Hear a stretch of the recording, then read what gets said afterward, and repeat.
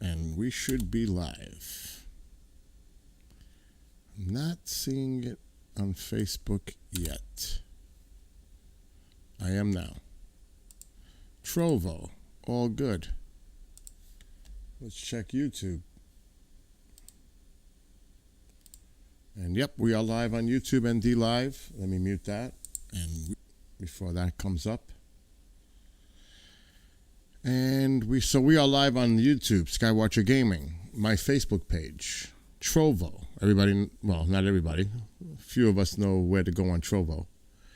DLive.tv, Bill, I think it's Bill NY Skywatcher, all one word. And on Twitch, Bill NY Skywatcher, all one word. Tonight,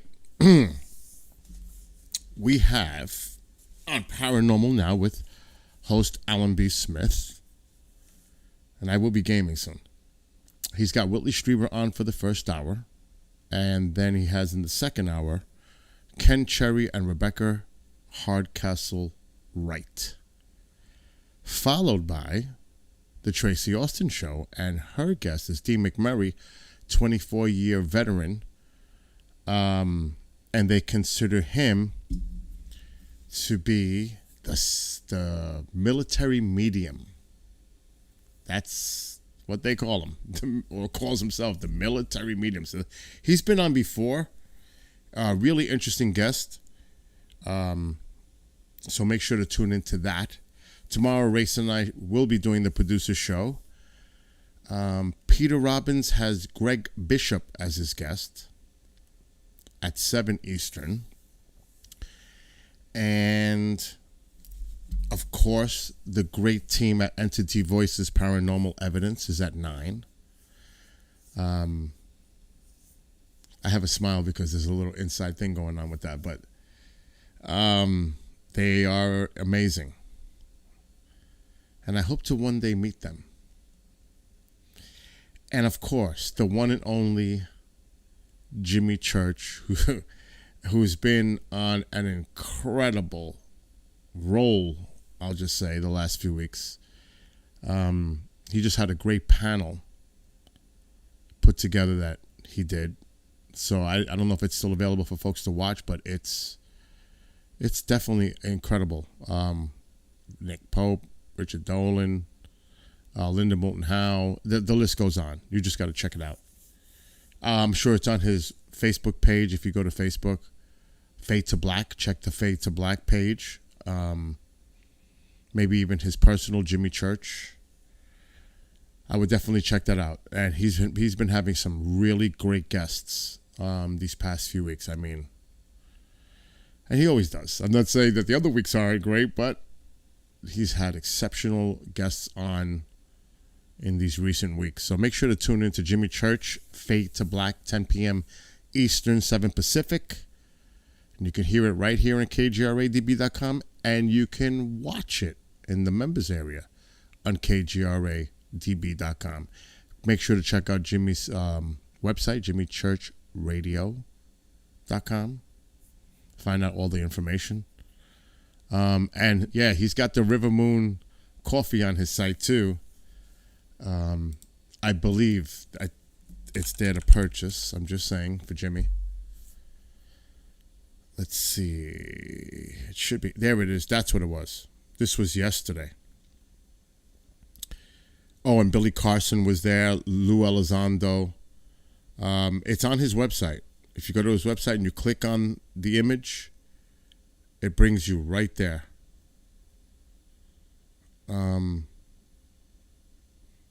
Event ended, but I'm just going to see. I'm sure this will be. Matter of fact, let me check something. Okay, these are just spots. Just check out jimmychurchradio.com. The information is there. But he had a great panel. It was called the Forbidden Disclosure Conference 2021. And it definitely, it happened yesterday. But I'm sure there's a way to see it and view it. And on Tuesday, Martin Willis, Podcast UFO, Martin again. He works hard to get these guests on, and he's had some really great guests on, and he's got another one. I'm personally interested in hearing this one, and I'm gonna just pull up the information because he sends it to me. It should be up here.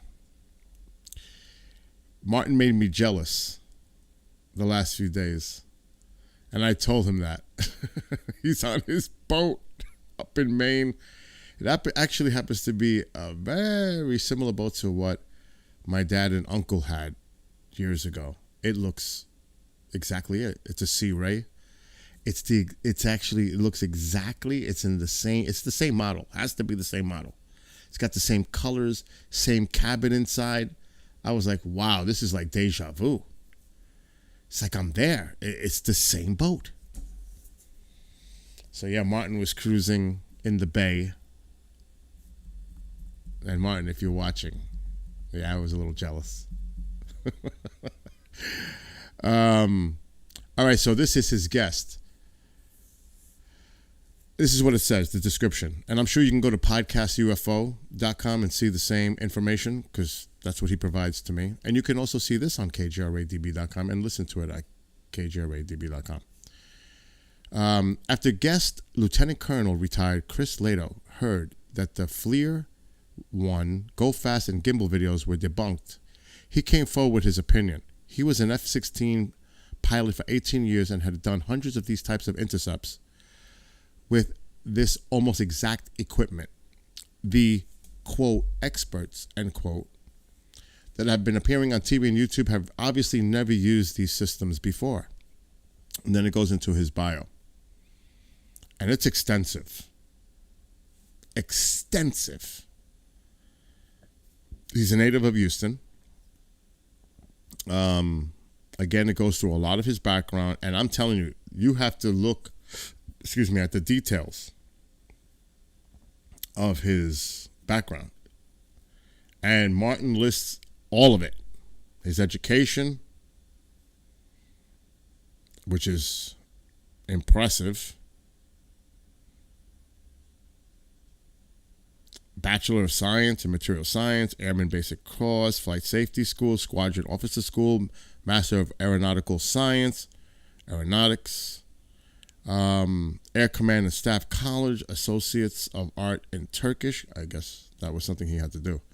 Assignments, it's all here. Where he was based. Incredible. How many hours he put in the air.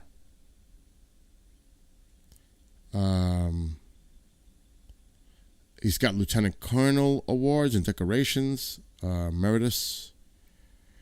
meritorious service medal with Oak Leaf Cluster, Air Medal with Oak Leaf Cluster, Air Force Commendation Medal, all his ranks throughout. I'm sure Martin has all this information. You can read it for yourself. Podcastufo.com. So that's just the upcoming days of KGRA, what's coming. Really some excellent content. And, of course, Chris DiPerno with Marianne, Rob, John, and just that whole crew. Amanda does an amazing job behind the scenes doing the production. Chris has really upped his game in the preparation and how he puts these shows together. I'm really impressed. I spoke to him today and I said, you're a pro. You're an expert now. I'm really impressed. And they do a great job. So, and I'm there too now producing it right now because this falls on my day. And I'm enjoying it. And I think they're doing a great public service. So basically, that's what's coming in the upcoming days. Lee Spiegel has been very busy. I know some people tell me, oh, where is Lee's show? He's been very busy. And he was on with Don Ecker on Friday, and they had a great show.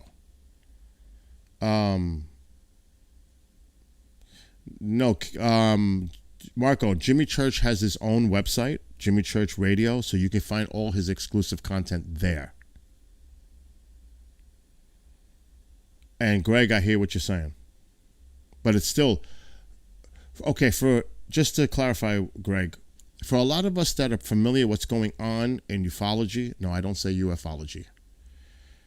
Look up, like I said this the other day, look up the word, now I'm going to end up saying it, ufology. And they sound it out. It does not say ufology. It says ufology. Anyway, if it had a dot after U dot period F period ology, then it would be ufology. Doesn't that make sense? Does that make sense on how you would sound it out?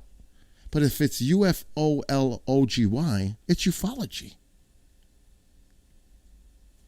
He is on KGRA. He's on KGRA live in the members area Monday through Thursday, Jimmy Church.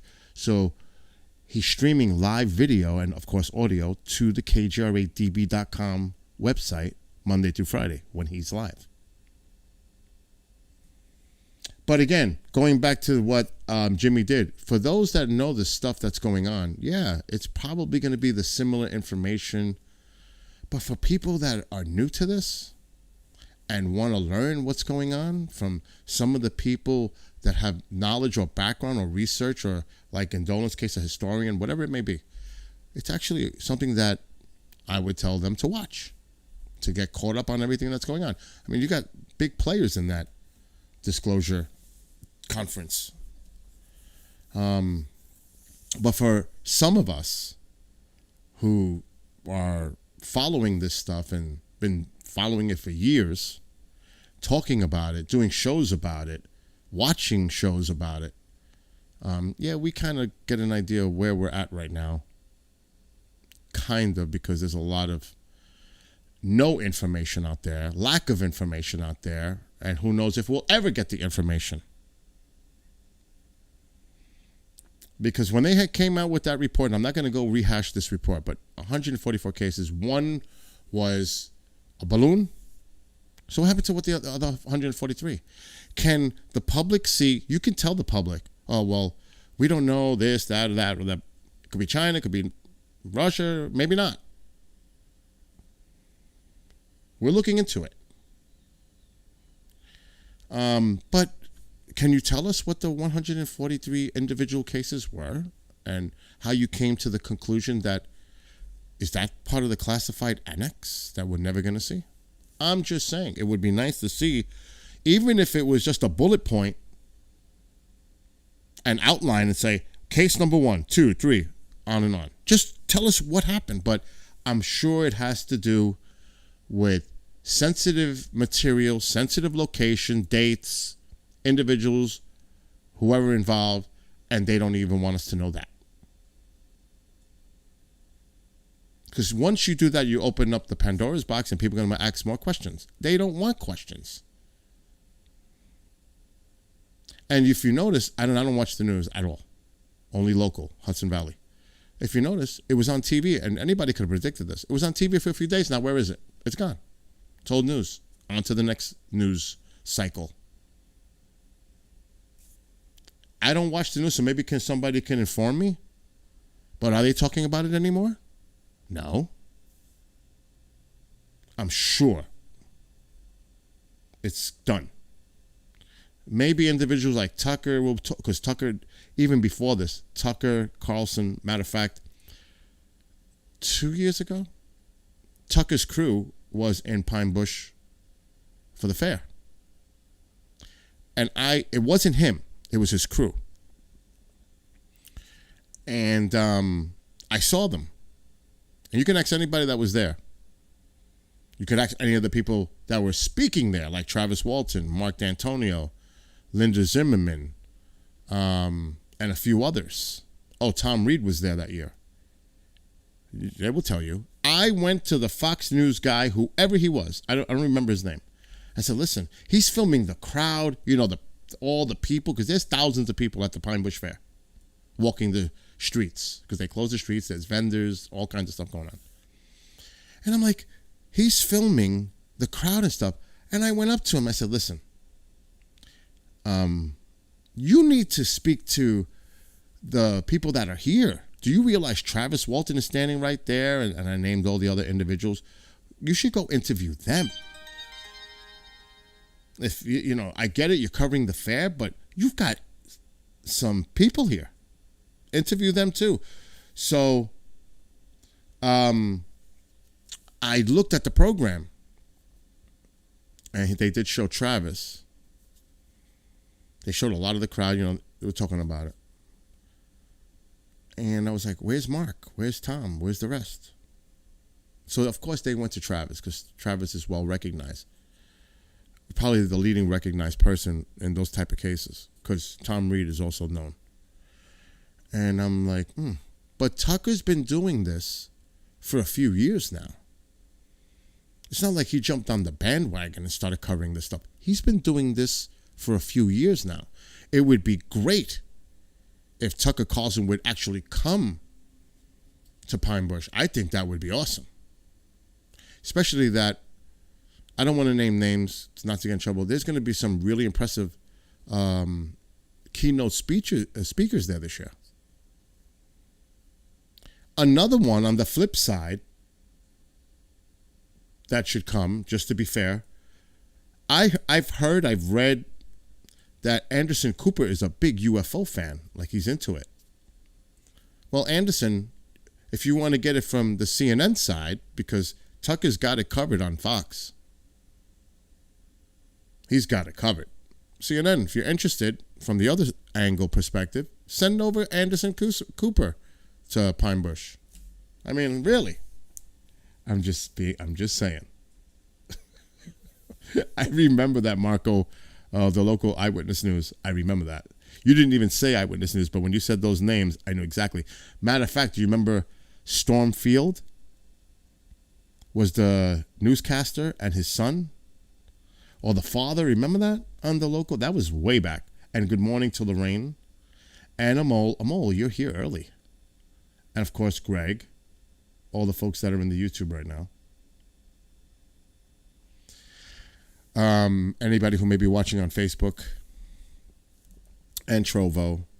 DLive. And Twitch. So I'm actually going to show you before I start. Yes, Spencer Christian. That's right.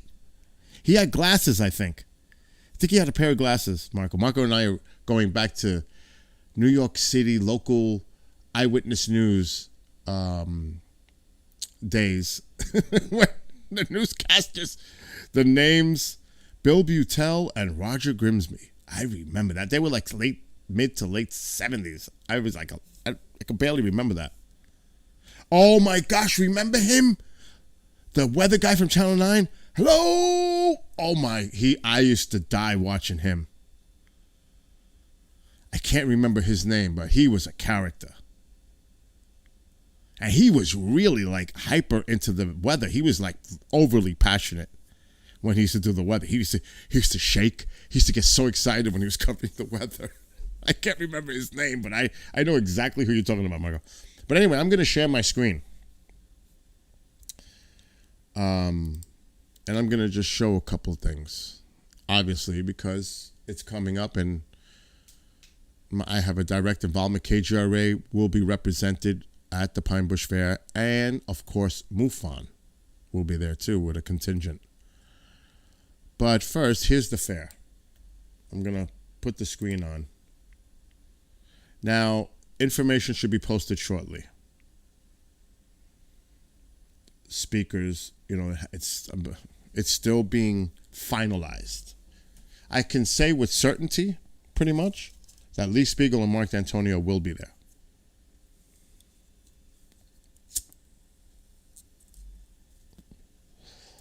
Pretty much certainty with that. Now, the daytime also features a lot of paranormal speakers. Linda Zimmerman does a thing usually.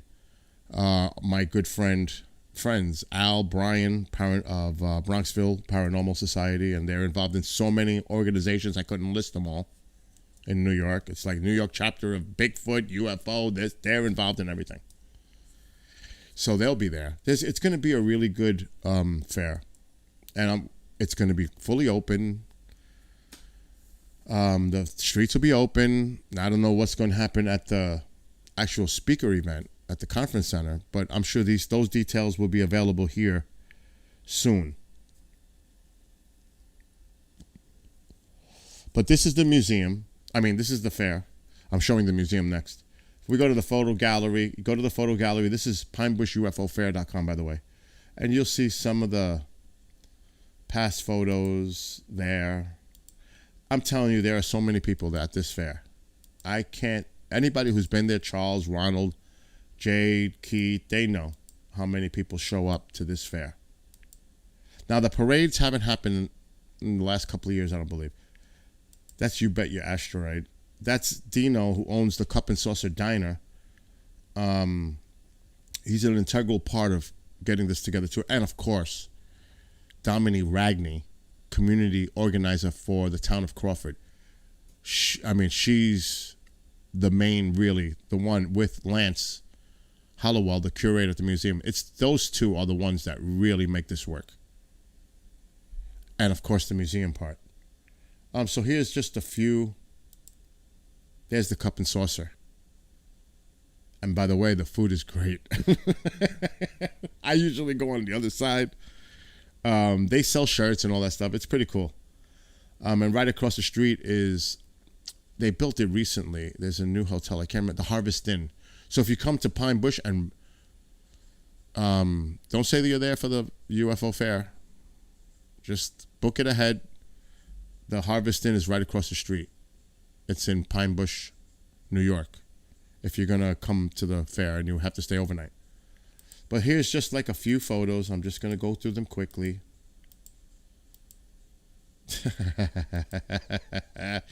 You Bet Your Asteroids. It's a show that he does. I don't know if he's doing it this year, though. So, yeah, there's a few photos. And you can see. And Pine Bush is definitely becoming a bigger event every year. It's definitely putting on the map. And I remember meeting with Dominique at the beginning. I said, this has the potential to be really big. And this is when it was first starting out a few years. This is like 4 or 5 years ago. It's taking off. Definitely the recognition is coming to the area for this. It's thousands of people come. And it's fun. You can see there's so many people. So you get the idea. You can go to the website yourself.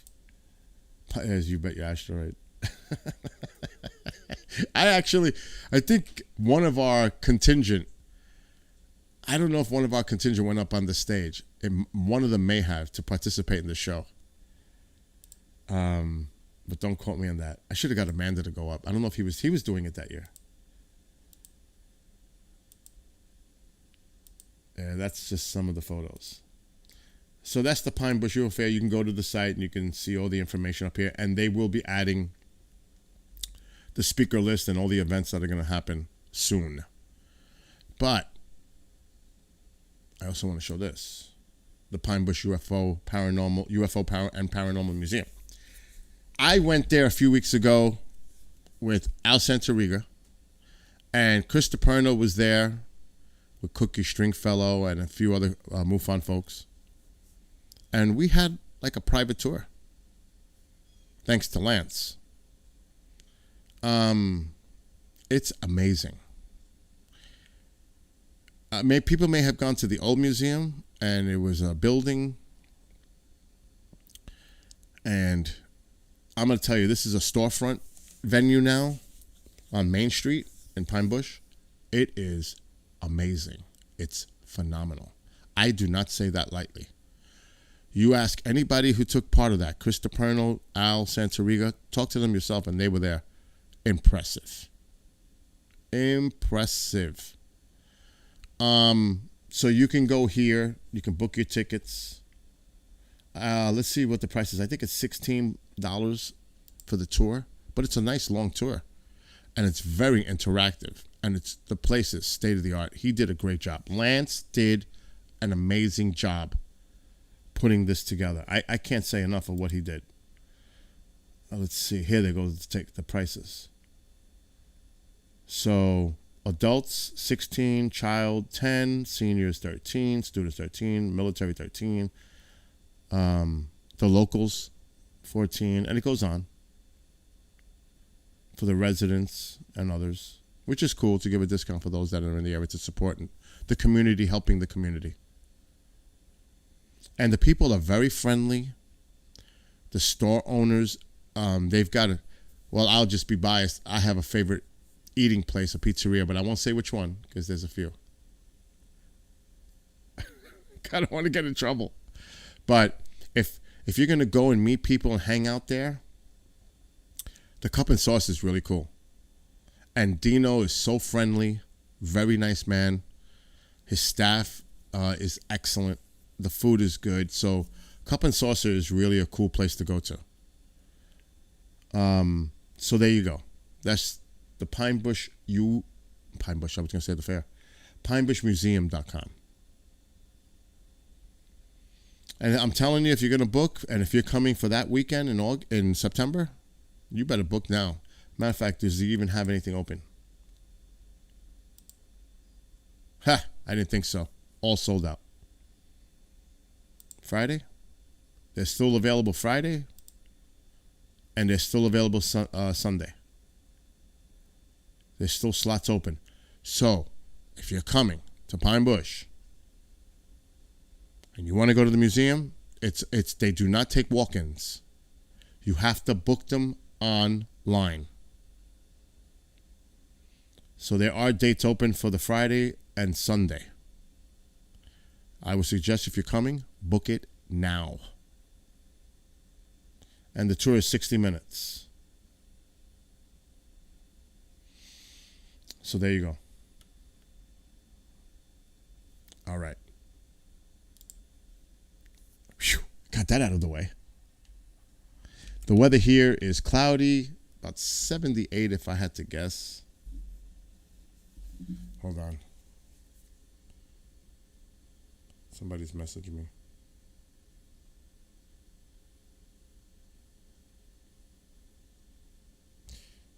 I almost put I hate when it auto puts the words in for you.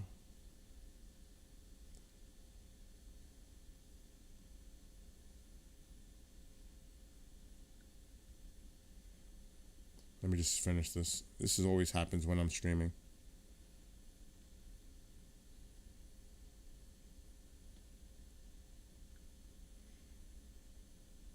Let me see the weather. It's going to be cloudy. It's going to be cloudy today. That's why I'm not in the pool. I'd be in the swimming pool right now at 1 o'clock, peak of the day, the heat coming. There's no way I'd be sitting in here. But there's a lot of showers around. That's what. Let me take the phone off. Charger. It's cloudy and there's a lot of showers around, so it's a shot day. Pretty much. Thunderstorms developing this afternoon. But the temperature, I will guess, and I'm not looking, 78. I was close. 76. So it's not a real pool day out there. That's why I'm here. So again, tonight, unfortunately, Mark is super busy, so there'll be no Sky Tour live tonight. But Alan and Tracy will be live. Whitley Strieber is on with Alan, first hour. Ken Cherry, Rebecca Hardcastle, Wright. Try saying that fast 5 times. Is on with Alan. And then Tracy has the military medium Dean McMurray at 10. Live. KGRA. DB.com. I feel better now. So let's see what's going on in the chat rooms now that I finished all that. Well, I think I might have wiped out the YouTubers. Maybe not. There they are. Where did Rabbit go? Where's Rabbit? Where you going?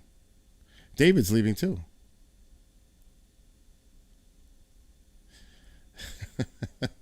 David, it wasn't.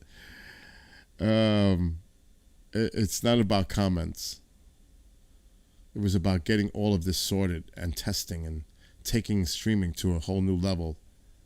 And in the test phase, I didn't want 1,000 people hanging out while I'm testing. I had the people that come all the time to help me with it. People that actually go to see the streams when I'm streaming. You're in a very difficult location with the hour difference, 12-hour difference. And I appreciate when you stop by on YouTube, David. It's not personal. It's me getting things organized. And I'm so busy with KGRA, I don't stream often. Now I am, because I'm taking it to this other level. But no, it's not about petty comments or posts by individuals. I'm thicker skinned than that. I'm a New Yorker.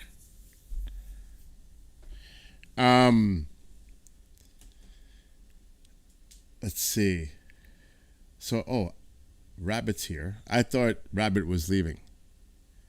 And that's Kevin in Canada. What's going on? I'm just reading some of their comments.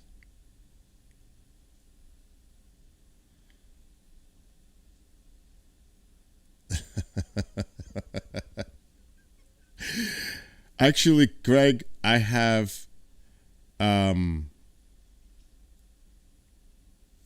10-man tent. I can't say who's going to be part of the Pine Bush UFO Fair, like the real official list, until it's made official by the town themselves. That would be a premature and foolish thing for me to do. I know Lee is going to be there, Mark. So it's just doing the right thing.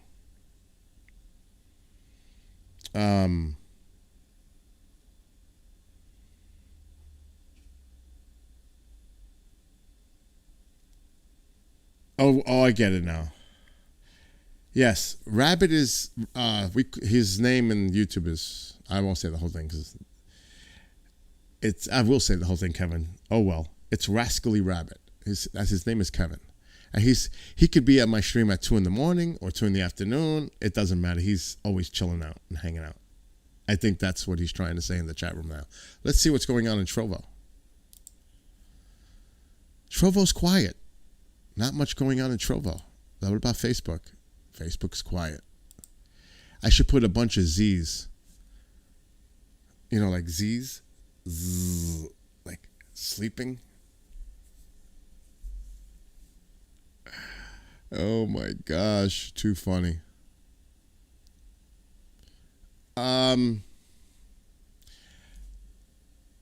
the Perseids Media Shower, I am going to bring on guests. The problem is some of them are musical guests. And I am not going to be able to play the music if I'm live streaming on YouTube or Facebook. Even if it's theirs, even if they own, I might be able to get away with one. I won't be able to get away with the other. And then she said preliminarily that she's going to come on. Apollo Asteria will be joining me on the peak night and during the peak time because she's out in California. That will be pretty cool. And awesome that Kristan got her on the show on Friday and all these connects happen. It's the way it works. I'm going to bring on a few people. We'll have fun. Let's see. Yeah, I saw your message, Lorraine. It's been stormy and cloudy here for the past 3 days. Now, you got to remember, my schedule is, tonight I'm working till midnight, let's just say. Let's just say it gets clear and I decide to put the camera out. If I stay up till 3, I have to get up and do Kristan's show tomorrow, and I've got other KJRA prep to do. So it's difficult for me to stay up during the wee hours now. It's not like the old days where I had more time on my hands. It's just logistically difficult. But I try my best. But there is one that's going to peak at the end of the month, Delta Aquarids. But at the peak of the Delta Aquarids that's going on, you also have, which has started already, the Perseids. Yeah, it's a few here and there, but still the combination of both meteor showers, it should be good. And I don't care if I'm working or not. After I'm done, I will stream if it's clear. Yeah, are you at that location, Lorraine, where you said you were going to move right by the beach? Are you there? Is that the place that you showed me? By the in-laws? You know what I'm talking about. Is that where you ended up? I'm talking to a good friend, Lorraine, in YouTube chat right now. Because she moved, and I'm not sure.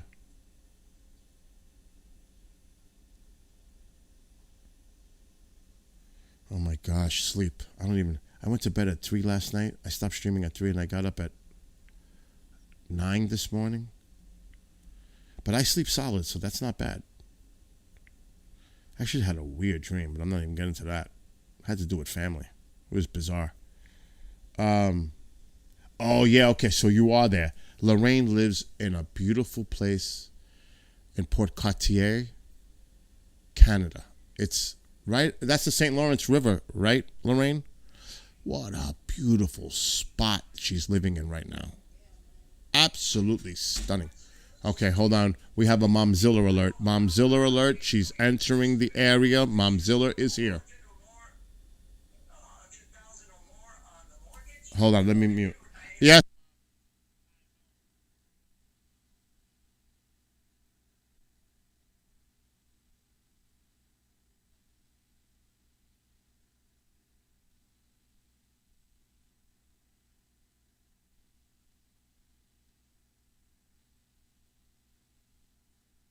Oh my gosh.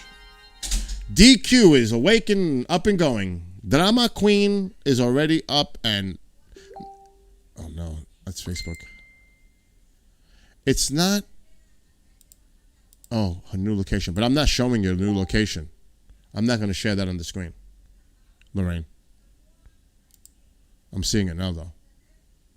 Yeah, but it looks great. It looks great on Google Earth. I'm not going to show you where you are. But it is beautiful. And that was Lorraine messaging me. 57,000 old mummified wolf unearthed. Wow. In Yukon, Canada. Miner strikes a 57,000-year-old treasure more precious than gold. 57,000-year-old wolf mummy found frozen in mud. Now, I can't do stuff here because copyright. You know that. It's a she. Wow, look at that. It's on AccuWeather.com. If you go to the site, you'll see the video on it. Wow, I'm going to freeze it. I may not be able to play it, but I sure can freeze it. Check this out. I'm going to make it larger. And I'm going to share my screen. 57,000-year-old wolf. Wow. That's what they're saying, it's a wolf. Look at that. Found frozen. That's incredible. Yeah, that's definitely worth more than gold. Can you imagine what that's worth? Can you imagine?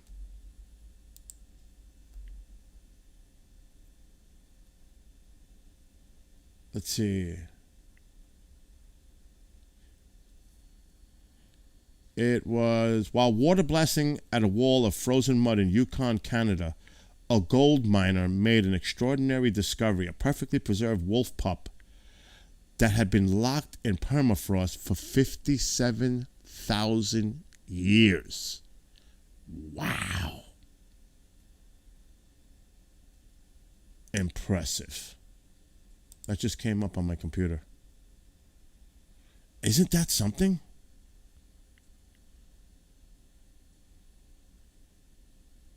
That's amazing. Let me just minimize this.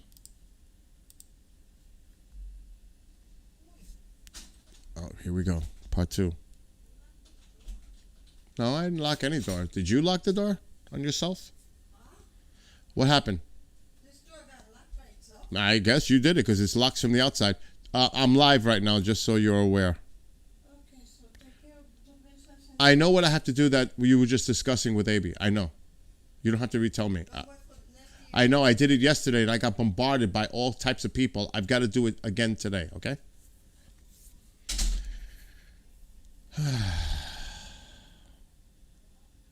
It's unbelievable. It's priceless. Now, on the screen, actually, that's not Xbox One. That's actually something else. That's Xbox 360.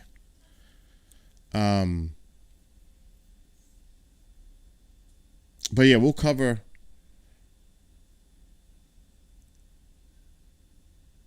I would say soon we'll be doing the Skywatches for the Perseids. I would say probably by the end of this upcoming week, as we get closer to the peak of Delta Aquarids, and should be more activity in regards to the Perseids. Matter of fact, let me see what the peak night is for Delta.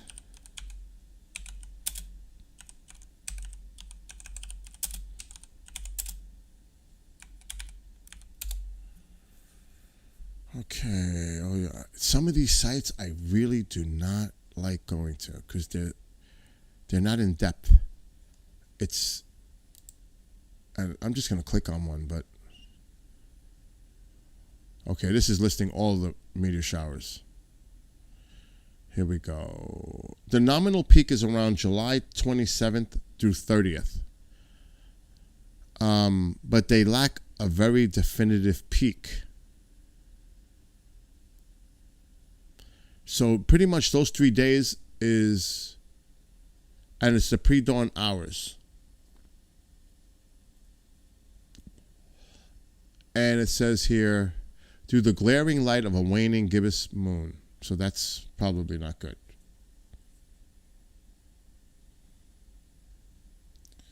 Now, for those who know my stream, sometimes it's good years, sometimes it's bad years, but I'm telling you, sometimes it's incredible how many you can see.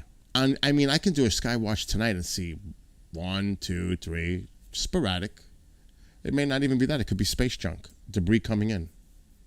Could be a paint chip for all we know. But when it's coming to these meteor showers, as long as the weather is cooperative, it's game on.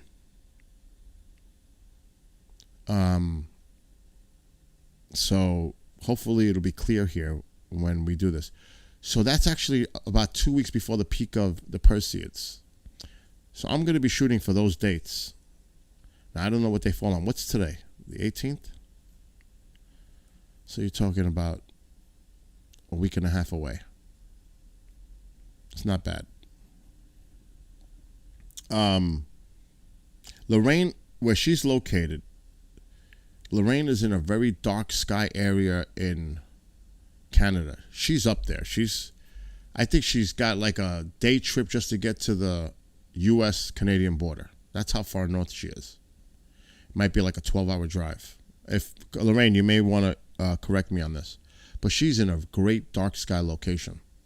Matter of fact, when I cover the Aurora Borealis, which will happen again in the fall, the site we use is Churchill, Manitoba, Canada.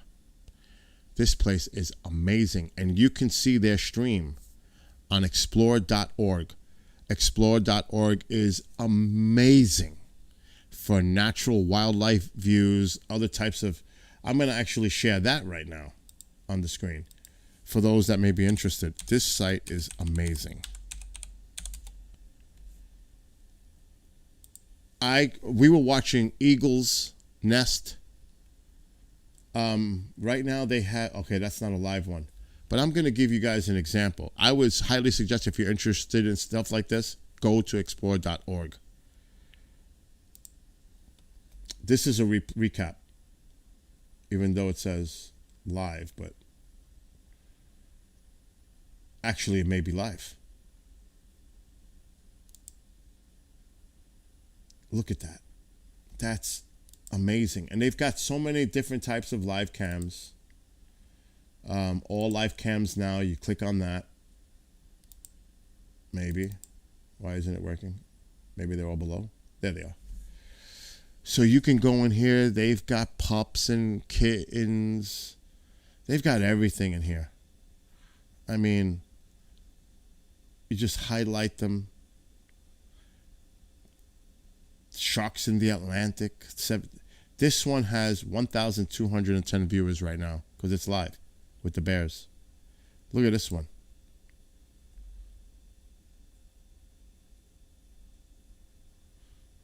Look at that. That is, that's just, it speaks for itself.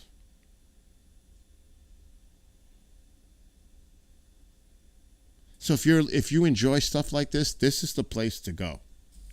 Explore.org. They do an amazing service. They really do with the live cams they provide. They've got the pandas. It's got all the categories here. It's amazing. And this is where I get the aurora borealis from. And they got the whales. It's so much content here.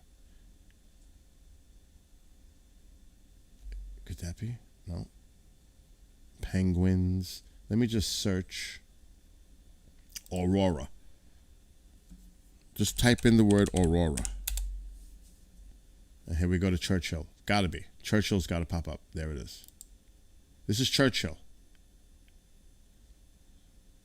And here, in the fall, winter months, I cannot tell you the amazing aurora borealis you will see from this location.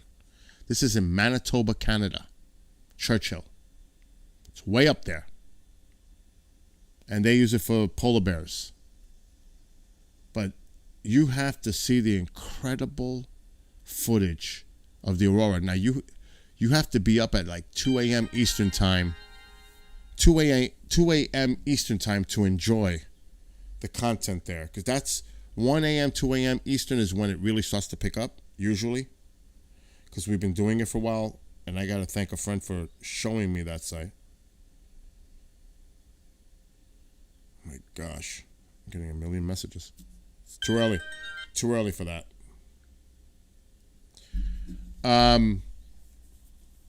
So again, explore.org. You can see it at the bottom. They've got a ton of stuff here. A lot of live cameras. And amazing. It really is amazing. Click on birds. You want to do eagles? What do you want to do? It's okay. Look at that. We were watching this nest, and now they're big. They were babies. We were watching this and how the mom comes in, feeds them. Amazing. And there they are. The two babies.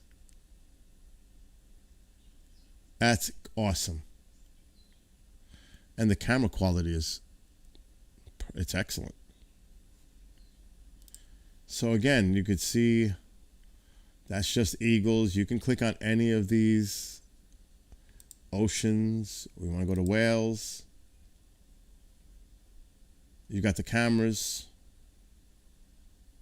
And then they have best ofs. That's bear cams. But you can see where they're coming from. Amazing. Amazing.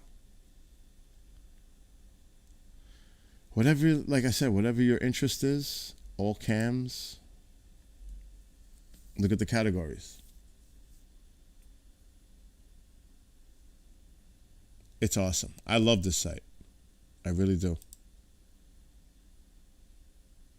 Pandas. Let's see if they got an. They definitely got the Pandas live. There they go. Look at that. Look at that. That is adorable. And that's live. Oh, that's highlights. It says on the bottom, live cam highlights. That's my third monitor, and it's like in the corner, and partial of the screen is blocked. I kid you not. If you look this way, I've got the 3 monitors. That one's like kind of hiding behind the computer.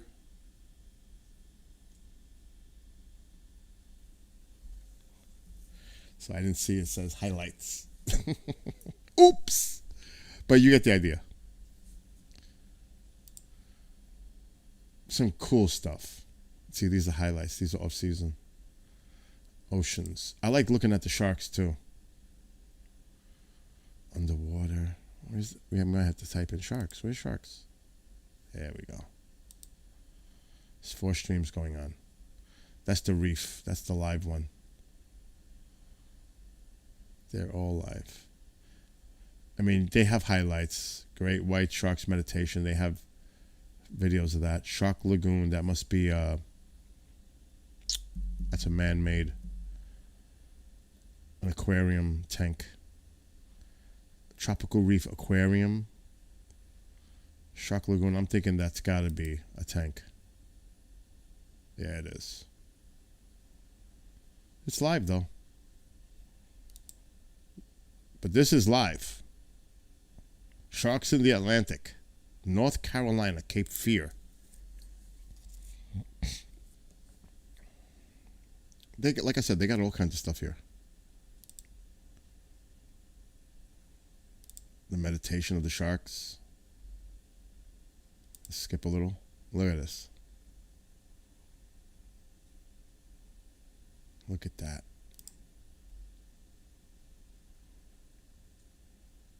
That's amazing. So yeah, they've got everything. If you, like I said, if you enjoy this type of content, explore.org. Amazing stuff there. Really.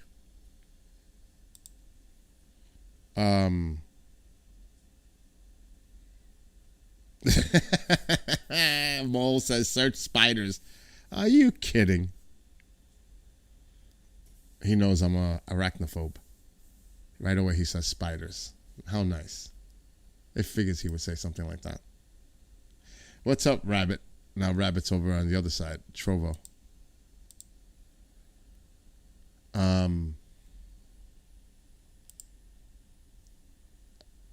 Okay, so everything's good. And again, good afternoon, good morning, wherever you are. But I did come with the intention of actually playing the game. Now, I'm not going to mess with Resident Evil The Village right now. I'm saving that till after midnight tonight, because I'll be back after midnight for a little while. Not for long, but for a little while. After the KGRA shows are done. But it's the middle of the day. I have to get that nighttime vibe feeling for that. And we're on the last boss. Melinda, I think is her name. I don't even remember. So we're going to save that for tonight. This is, people know, I have an unbelievable collection of games from Xbox 360. This is one of them. And I love flight or racing. Those are my favorites. I used to love the Call of Duties. Been playing, I have every one that ever came out on Xbox 360 I have. I have GTA 5. I have so many games there. I even have Star Trek games from 360 that I don't even remember playing. The Legacy is a really good game. It has all the captains and the actual actors who portrayed them on the game. I even have one with the new Star Trek actors.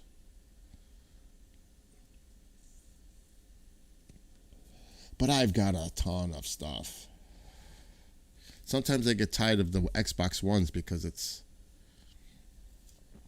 gets a little redundant and there's nothing out there. There's 2 games that I want.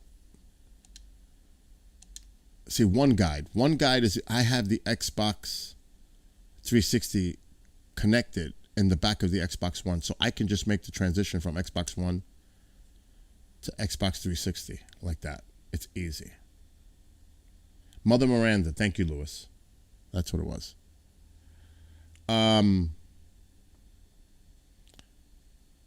But if I go up, I have to finish a lot of these games. Like these, I have a ton of these games. I just downloaded one. If I can remember the name, good luck. So every game has 5 rows. This has been a great series, and I have to start these from the beginning because I don't remember what I did. The Saints Row, I still got to play this game that I haven't even messed with yet because I don't have the time. Where is it? This one, Cyberpunk.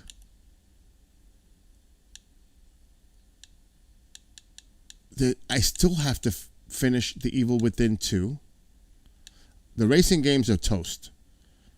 They're pretty toast. I pretty much got those done. But this is the one I just got. No, not that one. This one. I haven't even played this yet.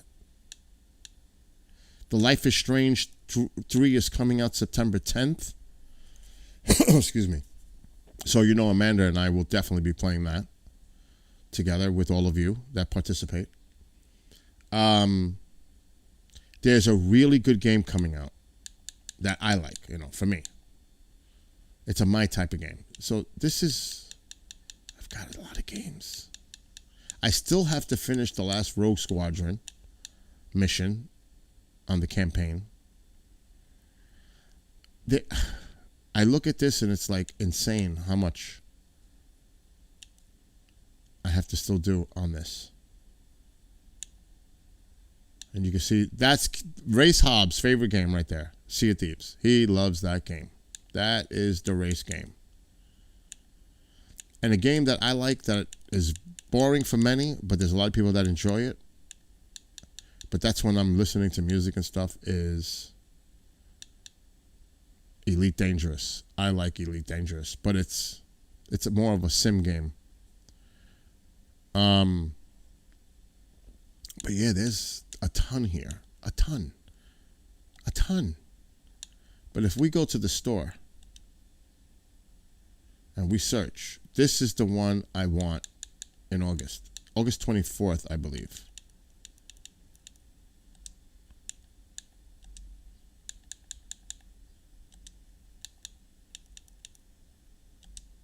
Now, it may not be listed here. I should have did games. Yeah, I got to go back. We got to go back into the games section. Okay, search. Not there. Go back. Store, let's go to games. Upcoming games. Where's upcoming? Right there. Games coming soon. Check out this Aliens game. I cannot wait for this. Oh, what is that? See, there it is. There it is. Let's just click on any of them. Look at the trailer. Let me put the sound.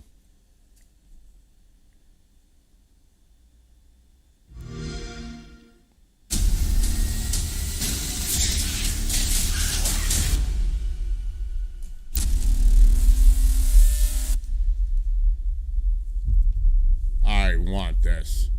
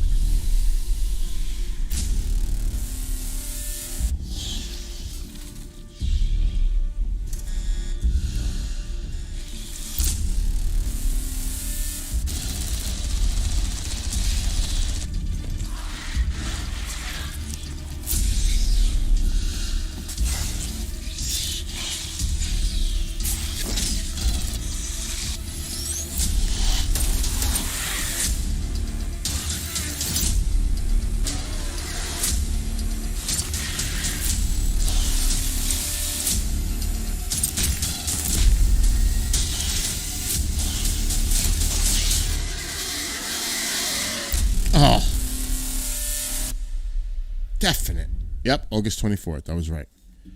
Definitely. That is a given. Definitely. Okay, let's go back to my games. I will definitely be checking out that racing grid because it's new. It's this one. I just want to put it for a second. I do love the racing and the flying games. I do. Yeah, doesn't that Alien game look good? If you're into that. I've got all the Alien games. Every one of them. And Predator. Whether on 360 or... Now, this game I did not have on 360. I had to download this one on Xbox One. It's a 360 game, but it's a really good one, so they say. I'm thirsty for gaming on racing games. There's nothing out there because I own like most of them.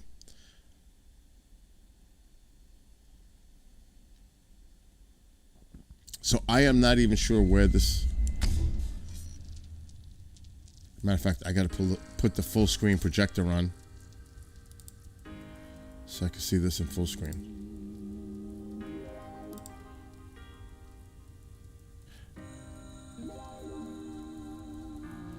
Okay, start new game. I'm just checking it out.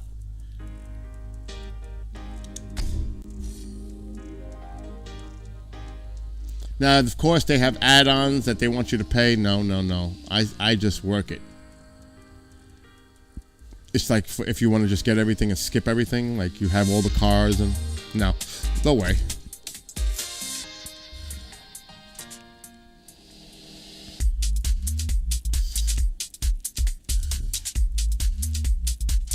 I'm just curious to see how this game looks graphically. And a lot of these games, it's all about the feel. I have the racing wheel. I just don't use it anymore. And the joystick. The stick. I do have it. But it takes up so much room here.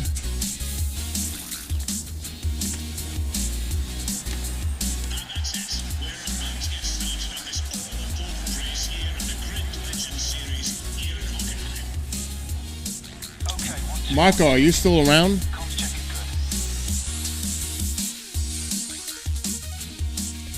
Marco was actually nice enough to send me... Uh-oh, hold on. Pause.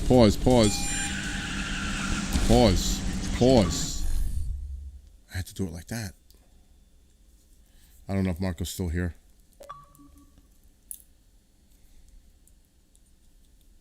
He probably went in his pool. Good, I'm glad it failed. Because it's 360. Duh. This watch has an issue with clasping. It may be because I made it so tight. It must be. It has to be. It doesn't shut right.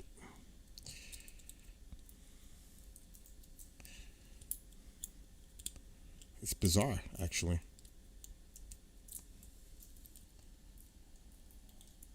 There it goes.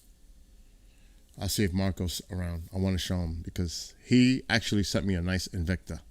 He knows I collect them. And that was awesome of Marco to send me an Invicta watch. We've been friends for a decade.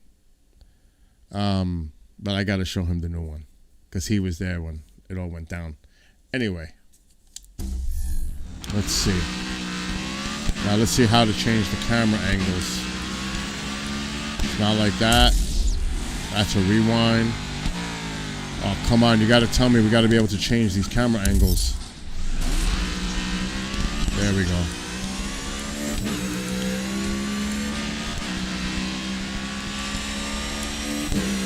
Oh no, I'm not paying attention. Hold on. Camera angle. Alright, let's restart.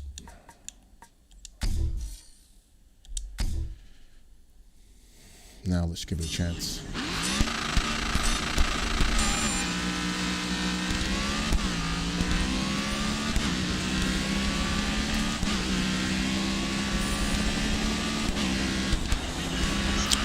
Okay, steering is a pain. Uh-oh, it's Lee Spiegel.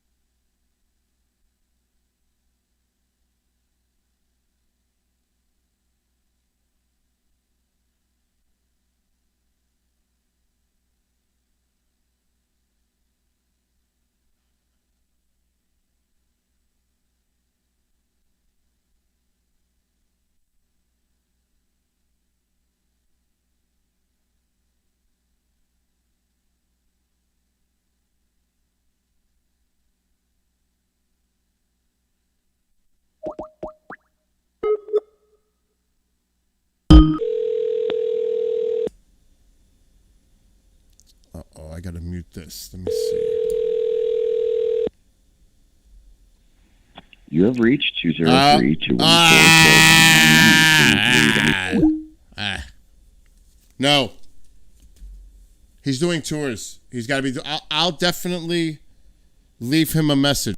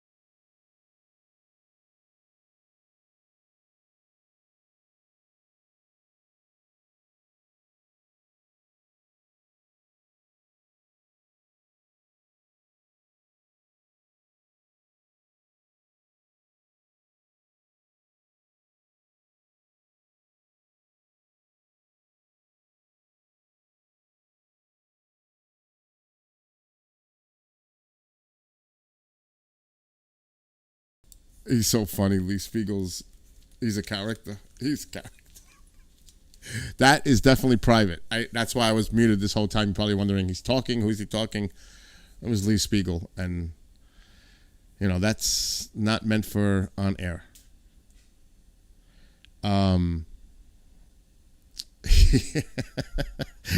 Mark D'Antonio, Lee, Richard Dolan, Micah Hanks, just to name a few, have great sense of humors. You have no idea. Mark is just a nut. He is so funny. Oh, it's too. They all are. They all have great sense of humors. I'm telling you. I would know because I'm talking to them, but they are characters. They're great people. It's funny how people could become opinionated, like judging people. without even knowing them. Like Linda Moulton Howe, she's a sweetheart. She's all business. Yeah, she's all business. But she's a sweetheart.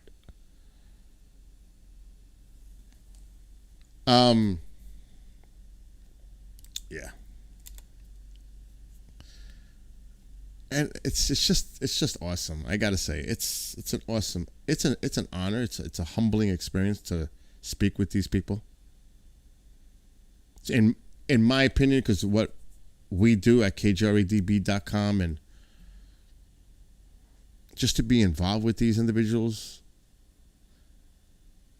it's like mom will come into the room and say, I just seen Richard on TV. Yeah, I know. I know. Or Mark or any of these other individuals. It's just, and Linda's always doing Ancient Aliens, and you see these folks all over the place. Anyway, that's all I'm going to say. That's it. I'm done. And there's a lot of great people doing great stuff out there. I can't, it would take me hours to name every one of them. And depending on your interests, there's enough for everybody out there.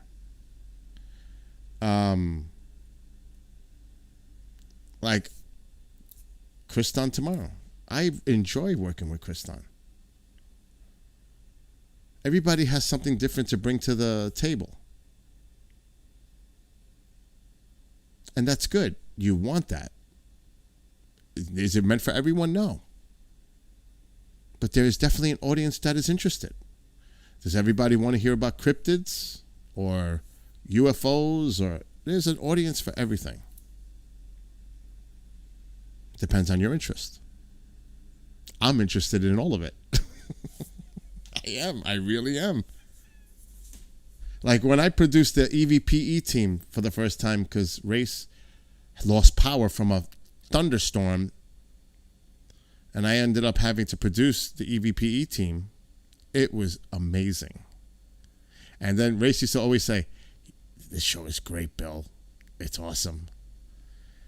And me, and I'm just being honest, when I'm not doing KGRA, I try to step away from it because I live and bleed KGRA 7 days a week, 24 hours. So sometimes I need to take a little break, but that doesn't mean I can't go back and watch the shows where it's available because I have access. But when I actually did their show and produced the 6 of them, when they were there showing that stuff that they did in the hospital, I think it was a hospital. I think it was in the Philippines.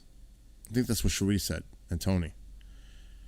And I watched, I was like, I got the chills. I was like, oh my gosh, this is too much.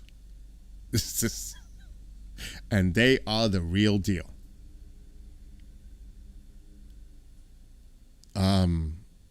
Great team, and they all have a great sense of humor.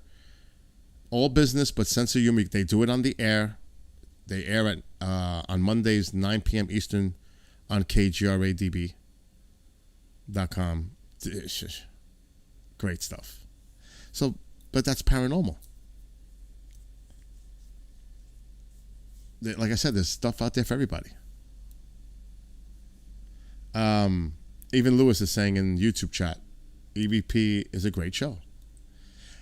And it's nonstop. It's consistent. It just keeps rolling. It's like you want more. That's always a great sign when you're watching a show. I kid you not, and I'm not disparaging anything that I see on TV because I don't watch TV. I really do not watch TV anymore. Very rare. It has to be something I want to see that's been released. Like, I'll give you an example because Godzilla vs. Kong. I am a big Godzilla freak. So that was one I had to watch. That's an example. I got to see it. That would be like the exception. But in general, no TV. At all. Local news, Hudson Valley. That's it. If I want to catch up on what's going on around me. because it's good to know at least sometimes. All the other noise, I leave it alone. I don't care about all the noise. I'm in peace here in my community, my house, my neighborhood. Nice. It's good. But when I see some of these TV shows and how they tend to exaggerate or the content, I'm like, after dealing with individuals like the Rathmans and Ron and Lourdes and the rest, it's like, this is the real deal. These are the real investigators doing the work. Not somebody like, oh my God, what was that? On TV, like a reality thing. And it's so exaggerated. Let's go search for Sasquatch tonight. We're going to find Sasquatch tonight. Tiffany Mack's husband, Brent Sipley. Those are the people going out in the field and really doing with all the resources, all the equipment. Now, if Brent tells me something, that's different. I mean, but when I see some of this stuff that's on TV, I'm like, And I'm not just, like I said, I'm not picking on any particular. I'm saying in general.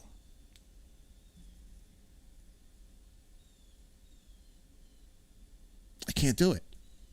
I'd rather engage with them directly and see. I can't tell you how many times I see footage behind the scenes and I'm like, wow. Matter of fact, my good friend Al Santoriga, he's got something, and he's always involved in cases. He said he was going to retire, but he's not retired. He's busier than ever. And he showed me something a few weeks ago, and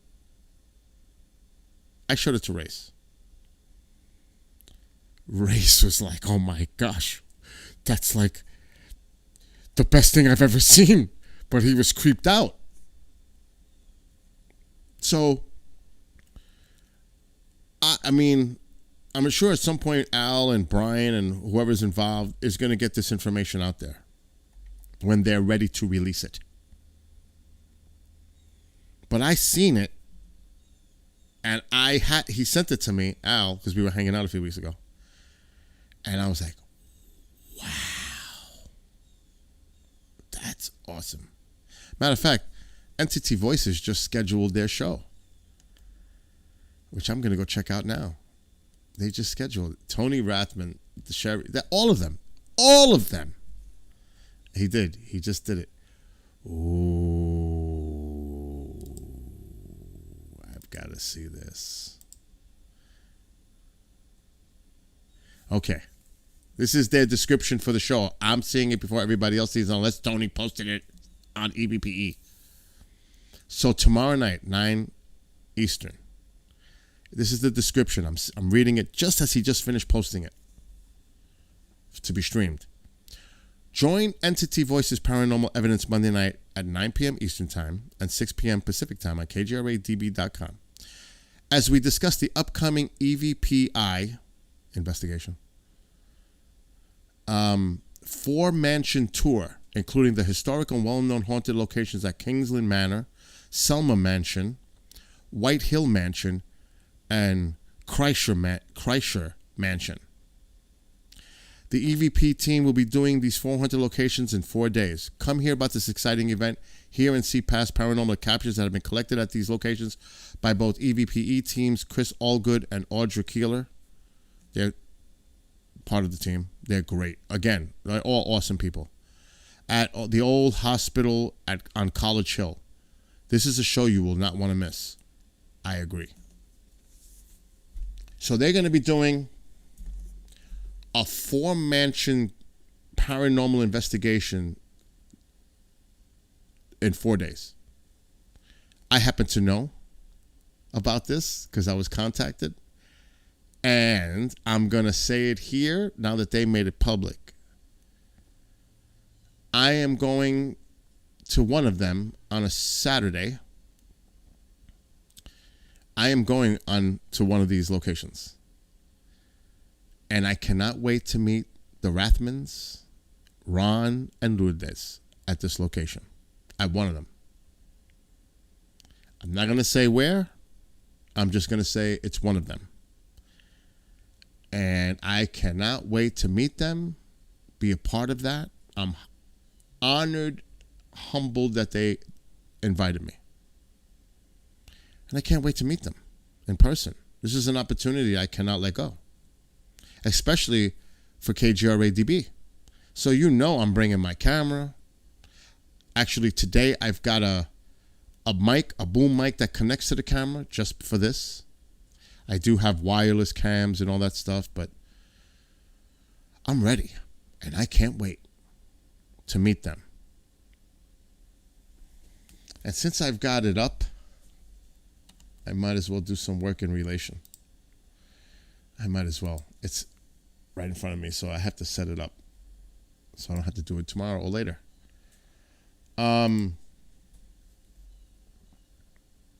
That's going to be exciting.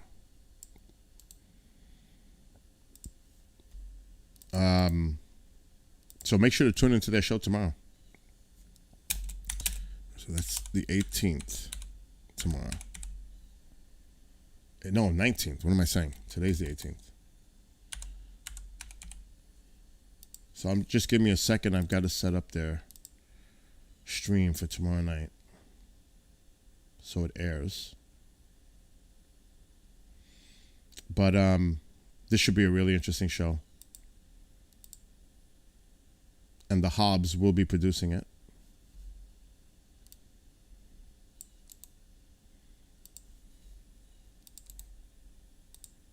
And then, of course, a great week of Jimmy Church. There's so much great programming. I'm not kidding. I'm not saying that in a biased way. It's just true. Okay, this is EVP. Where are you guys? Right there. And I just got to do a couple more things. I'll tell you, I don't know what I could do without 3 monitors. It would be insane not to have 3. I'm actually thinking of a 4th, but I don't have the room. I really would like a 4th. Where would I put it? No idea. Oh, I would worry about that later. Oh, this is taking a minute. But tonight's some great shows too. I'm waiting for this to load up images. There we go.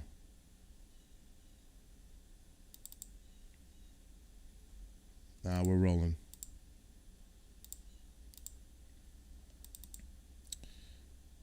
And of course, all of this can be seen on the KGRADB.com members area.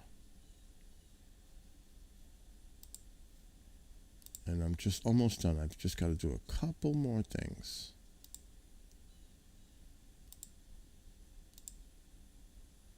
This is the behind the scenes. This is what goes into making everything happen.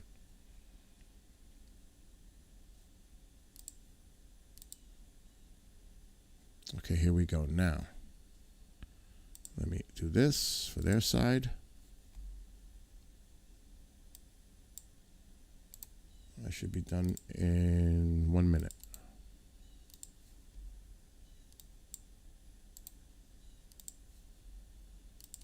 You can see me turning my head from monitor to monitor. Let's get this out of the way for now. Let's turn this back on.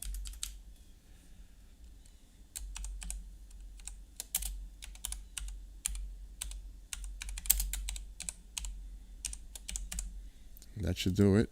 Save. And they are set for tomorrow night. EVPE. Entity Voices Paranormal Evidence. Great show. Let me save it here. All good. Good here. And we're back. And hello to Lourdes. And I think that Lourdes and my mom would get along very well.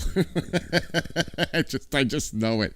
Hopefully they're coming up for Pine Bush, too. And hanging out with the KGRA's folks. I'm hoping that Ron and Lourdes come up for Pine Bush. I have to start thinking about all my tables and chairs. That's because Pine Bush is around the corner, September 4th. That's literally like coming soon, 5 weeks, 6 weeks.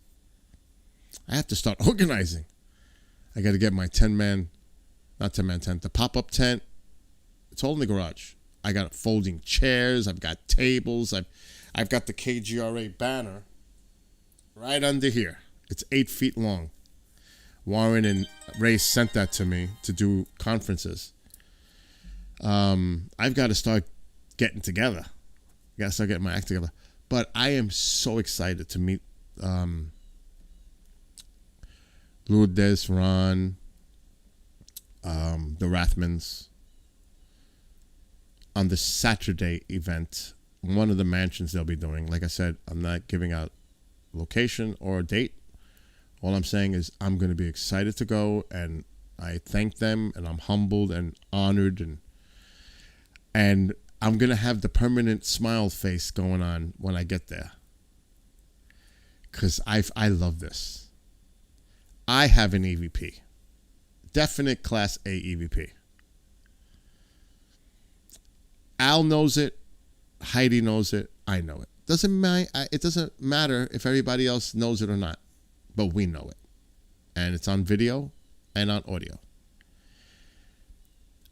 And I say that with this going with it. Unless you have an experience that you cannot rationally explain otherwise. And yes, you have to be a skeptic. It's healthy to be a skeptic. A debunker is a totally different thing. That's a person who's looking to debunk things just to debunk. They're not being objective. Their mission is to debunk. Everything is got an explanation. That's a debunker. Everything can be explained. No, not everything cannot be explained. You explain to me what happened to me. Debunk my EVP. And you know what they'll say? Oh, it was Heidi joking around, saying the voice. You know, they'll always come up with something to debunk. Some explanation. It's almost like if you're sitting at home writing a list of new things to come up with just to put out there. I mean, people have experiences. These are personal to them. They are affected by them. And they truly, genuinely believe that they've been through an experience. And who is anyone else to tell them otherwise? Now, if you have an explanation like, well, I looked up the radar FOIA data, and actually at that time, we pretty much can say that this was here. But unless you have that experience and you're there and you see this for yourself, there's nobody's going to tell you different. When I seen the thing I seen in Mount Talk, and I have people that seen it, I could call somebody up right now that was there. Mom was there. I could call up multiple witnesses that were there that night, and they saw it was over the ocean. All the lights. On a clear night, no, it wasn't Aurora Borealis. It was amazing. I couldn't believe it. Mom ran to the hotel room. She was scared to death. Who's going to come and tell me and try to debunk it and come up with other explanation when I was there? You weren't there. I was there. We seen it. We know the conditions. We were there. No, it wasn't a plane. It wasn't fireworks. It wasn't heat lightning. It wasn't Aurora Borealis. No, it was none of those. And when Chris Garitano sent me that behind the scene thing that is now available at his YouTube, Phosphorate, I forgot the name of it, Phosphorate Pictures, when he did the Mount Talk Chronicles, and he was a guest on, I think it was with Jill Hansen when he first came out with the documentary, which is well done. Chris took risks by doing what he did. And let me tell you, that's what a filmmaker does. They go out there and they do it, and yeah, he put himself at risk at sometimes at Camp Hero. He did. But he got it done. And he interviewed interesting individuals that were supposedly a part of the whole Mount Talk project. Al Bielik and Preston Nichols, who are now no longer with us. Those are like the last times if you watch, it's actually available right now on his YouTube page. You can watch the whole Mount Talk Chronicles for free. He put it out there for free. It's on his YouTube page. Look up Chris Caratano, Mount Talk Chronicles on YouTube. You can watch the whole thing right now. But Mount Talk, there was a fisherman, and he said, Bill, I have to send you a scene. You're not going to believe this. I said, well, just watch it. It's a fisherman who is, again, he's no longer with us, who's on a boat fishing at the point, Mount Talk Point. He was out in the ocean. Now, I'm in town of Mount Talk, which is south of that position, looking east. He's seen the lights looking south where I'm looking east. It's like we've seen the same thing.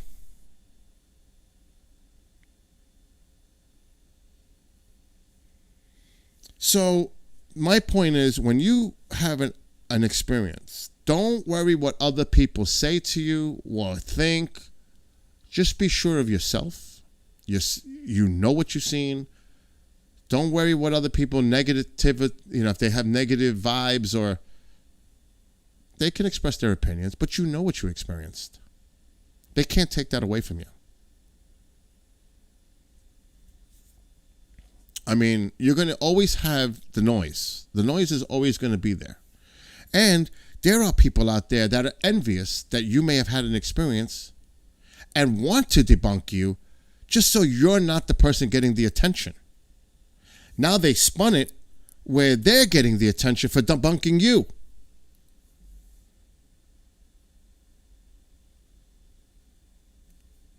And that's what goes on.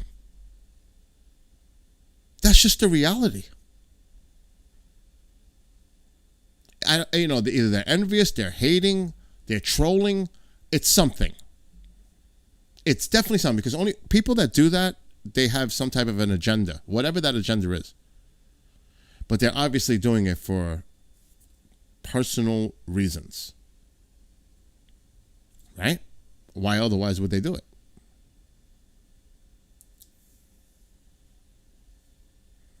I mean, I have friends and I respect my friends. I have friends that tell me their opinions, and I say, I appreciate your opinion. I don't agree with it, but I respect your point of view. And if it's like, I want to hear objective criticism, because they may actually point me and say, I may say, wow, you know something? You've got a great point. I need to look into that more. But that's just being honest with oneself. If you're not objective and you're biased, you're not going to reach that conclusion, because you're already stubborn and dug in, and no matter what anybody says is going to change you. It's good to be objective and open-minded and listen to others and listen to another point of view. And I'm not going to get into the whole thing here, because that can go into so many different areas of what's going on in these days today. Because nobody listens to each other. Everybody just talks. They don't listen to each other. Or they attack each other. And they want to do this. And they want to go rah-rah. Yeah! That's what people are oriented today. But it would be nice if we started listening to each other, communicating with each other, and taking the other person's opinion, whether you agree or not. Just listen. And then you reach your own conclusions. If you're honest and objective and fair, if you are that kind of person that can do that, take away all those shady glasses.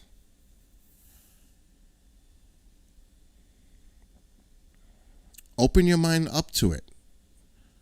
See what the other person has to say. It's not going to harm anything. You do more harm by attacking each other than good. Nothing good is going to come out of that. It's going to be a negative experience. It's not going to be positive. And again, the best way to do it is if once you listen to another person make their point, and if you don't agree, you can counter it with a valid point. But when you start attacking a person, it's a deflection. Instead of talking about what they should be discussing, whatever topic is brought up, now they attack the character of the person or the background of the person, or, well, that person's this, so it has to be terrible. That has nothing to do with the actual thing that's going on. That's not has to do with whatever subject matter you're talking about. But right away, they go to attack the person's character, to undermine them, to discredit.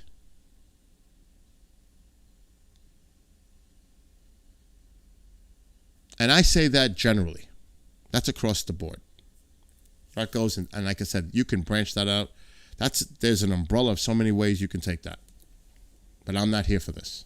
I'm not here for that. I'm talking about the paranormal part. Because, like I said, there are so many people out there that have had experiences. And I speak to a lot of them. Matter of fact, there's one in that chat room right now. Actually, there's two in that chat room right now. And I'm not going to mention their names. One is in Canada. One is in North Carolina. And they've had experiences. And I trust those people 100%.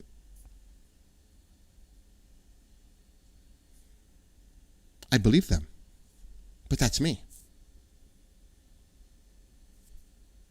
And that's it. You listen, you try to be objective. Yes, always, skepticism is healthy. Skepticism is healthy. Because you're looking for the answer. And whatever's out there, you can be skeptical on until the facts start coming in. Quote, unquote, facts. And then you reach a conclusion. And you take everything into it. So, like I said, that's when I started getting into this whole thing of people doing what they do. Entity Voices, Paranormal Evidence. That team does an outstanding job. They're great people. I'll say that on top of that. They're great people on top of that. But they do tremendous research. They have incredible, quote, evidence, end quote. Watch the show for yourself. Reach your own conclusions. I even mentioned it on the producer show with Race when I showed a clip when I produced their show.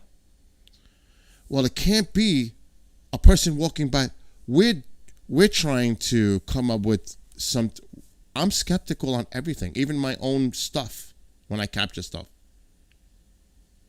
I'm not one of these people saying, "Oh my God, I got a UFO on an alien craft on camera." How do I know that? Did I see them? Did I see the ship up close on camera? No, it's up in the sky. It's way up there. Did I see anything definitive? No.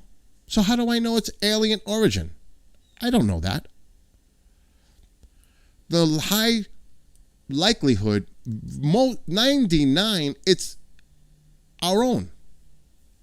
And I say that man-made.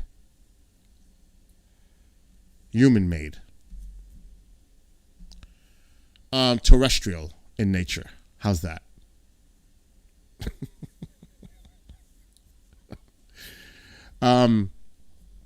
But I mean, I'm not going to say, unless I saw something land in my backyard and I could get it on camera with the camera, and then I could say, okay, folks, I've got it. But I can never say that that's extraterrestrial, interdimensional, or some otherworldly object. And then when you do that, you throw out your credibility. That's it. It's done. you're done. And there's so many people that are willing to jump off and do stuff like that. But when you see footage and you reach your own conclusions, I saw that footage and I was like, what is that? Just like when I seen my thing and heard it, who's saying my name?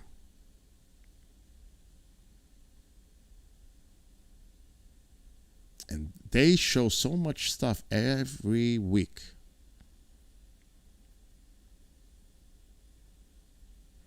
Watch the show. Check it out.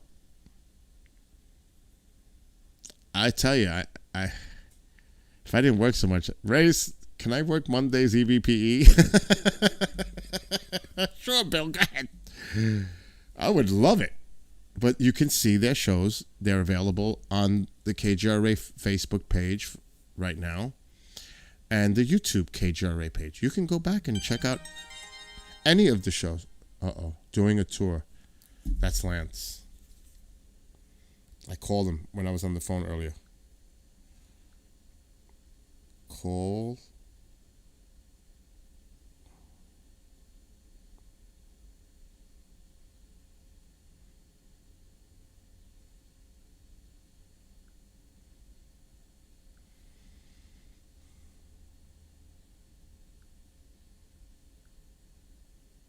I gotta do this.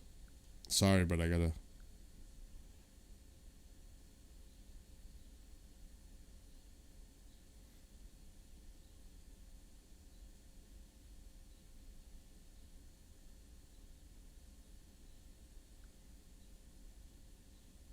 Okay, I just straightened that out.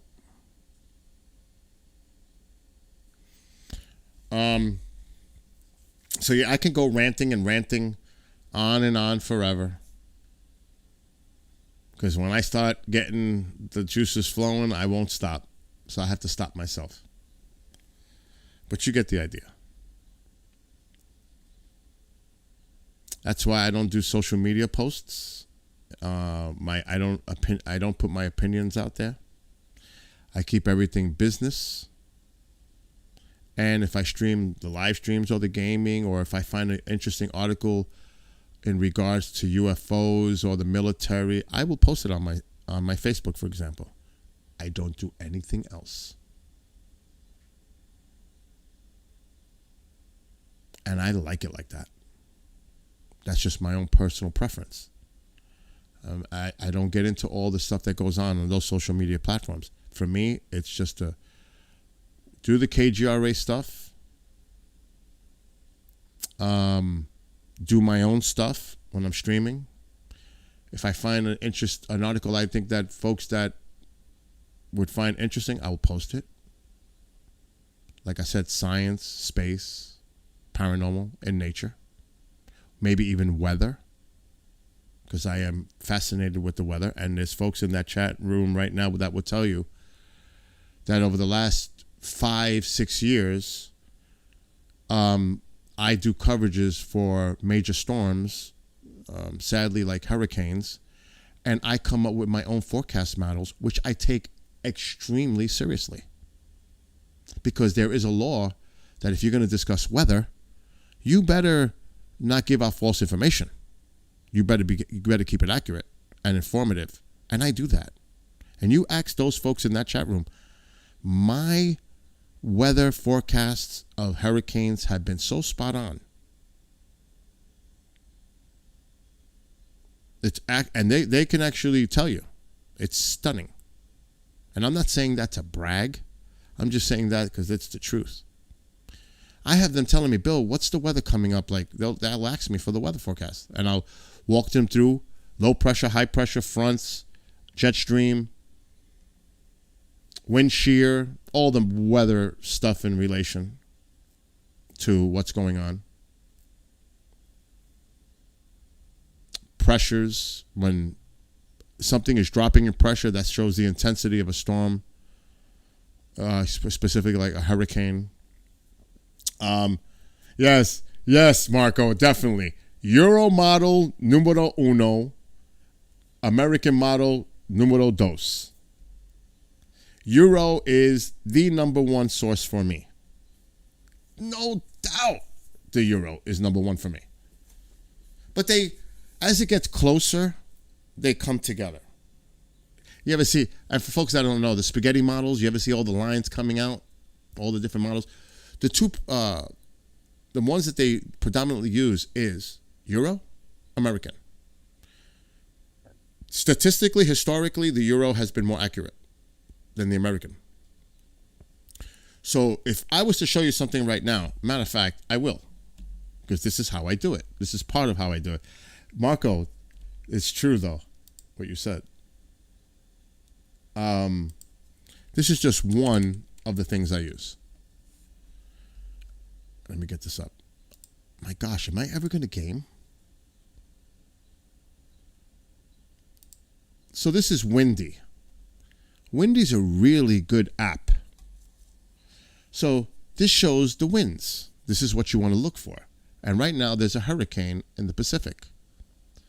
The East Pacific. Right there. That is the euro. Now you might say, could that go to Hawaii? Well, what's above here? And this is why California has been so dry, by the way. This high pressure system, there's been a high, wow, there's a low. That's unbelievable. They finally got a low here. This is the high right here. You see this high right here? It's clockwise circulation. See that clockwise going on, kind of? It's breaking up, it's weakening. This high has been sitting off of California, I'm not kidding, it seems for months. Dry air coming down. California has been with a big, huge high system off their shore. Not allowing any storms to come in because it creates a buffer zone. There's a low here, though, so it's suppressing. So they might, and I would have to put this model into play. It's going up north. It looks like that's going to be Canadian. So it's up here now.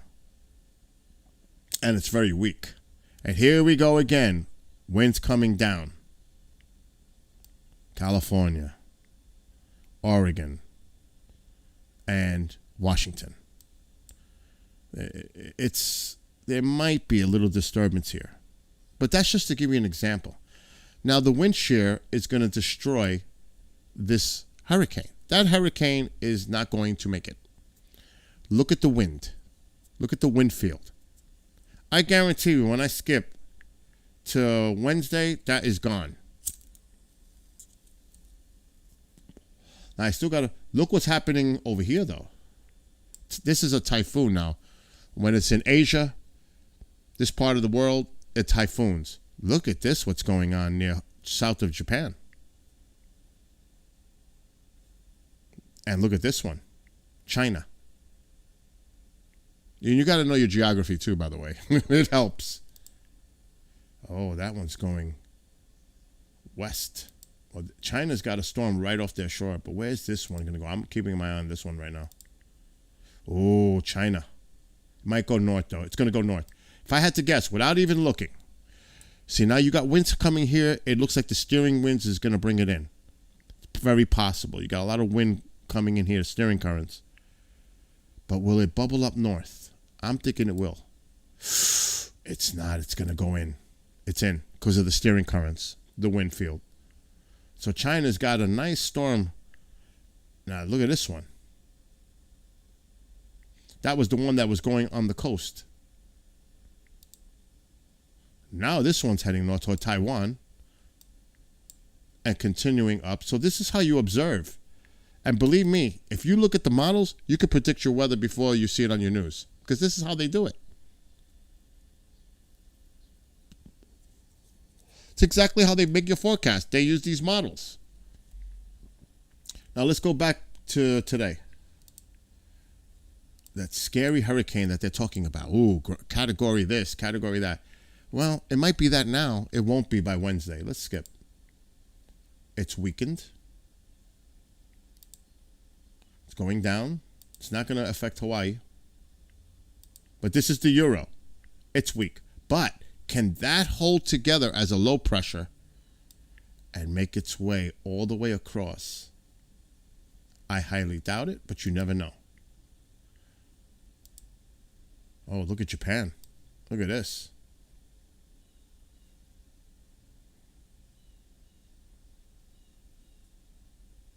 That's going to go out at weekend. And look at this one. So there's a lot of activity heading out in Asia right now. But over here in the States, let's go back. Because everybody watches what's going on. Africa. You got to watch Africa. Anything that comes off Africa and goes into the Atlantic, to the Leeward Islands, this is where you want to see activity. Or no activity, actually. Because this is where they develop. They come off Africa. See, there's a low right here. Right there. There's a low. But will it form offshore? Probably not. And there it is. It's right there. And it's high, which is not good for itself to come and form. See, so nothing, there's a system here, but it's not organized. Okay, there's another little one here. This is lower. This is where you worry when they're low and they come across here, the leewards, toward Puerto Rico or up the East Coast or into the Gulf. This is what you watch. Now, this may, unfortunately, start picking up late August, September. This is where you look. See, but it's not developing into anything. And this is the Euro model. So quiet. Look what's protecting the Gulf. If you look at the map, what's protecting the Gulf? A big high. This is protecting the Gulf right there. Nothing's coming into the Gulf. Even if it developed, nothing is coming into the Gulf. Now, could it steer it around? Yes, but there's nothing developing. But that's a buffer. Nothing's coming up in there. It may go into Mexico, maybe into Texas, if something was developing, but there's nothing developing. And this is how you gauge your models. And that high pressure is not going anywhere in the Gulf. Look at it. It's just sitting there. Look at it. It's just sitting there. Now it's kind of weakening. Wow, look at that down there. But they always have that down there. So for the foreseeable future, based on the models, this has to be watched. This one has to be watched in a week. I would have to keep an eye on that one. But see, quiet. And the American, it's similar. That's the American. It's got the two storms. Let's see what it shows it for Wednesday. See, it has a different model for Wednesday than the Euro. But it still has this one going south of Hawaii, weakening. But what about this one? The Euro does not show this. The Euro has this system. It's probably going to go north now. This one look like it's making a beeline for Hawaii. But it weakens. But look what the Euro is saying for here. I mean the American. So Hawaii's in the clear. Is Japan in the clear? It's going out to sea. It's making the curve. It's going to go north. Should go north. Weaken. And that's that. It looks like the American is showing some type of a weak impact in Japan. But the Euro, not so much. But the Euro is also agreeing it's going to be right off. This one needs to be watched very closely because this is over a week out. A week out. Anything can change. But if I was in Japan, and you're going to hear about it in the news in the upcoming week, most likely, Japan should be watching this because both models are showing in agreement of something off of Japan. Now, based on that, right now, they would forecast soon, maybe not announce it now, But in the next few days, possible tropical development threatening Japan. But you won't see it yet. But you will in a few days, if the models stay like this. This is a week away. That's why they won't do it yet. But the two models, the Euro and the American, showing something serious off of Japan. So that's how the weather's done, and that's what I do. And especially if there is an incoming hurricane, you know,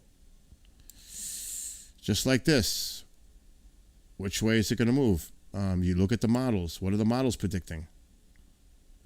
And horribly, last year was absolutely terrible when these storms kept coming in the Gulf and they were taking the same track into Louisiana. These poor people in here just got hit one after the other. And I'm not kidding. I was covering it. It seemed to be coming in the same area from coastal, I think it's Coastal City and these two, I'll show you. Cameron and Intercoastal City. The eyes were coming multiple times from these storms in the same areas that were hit before. And they were coming again, boom, same place. I've never seen that before. One after the other, bang, bang, and it was horrible.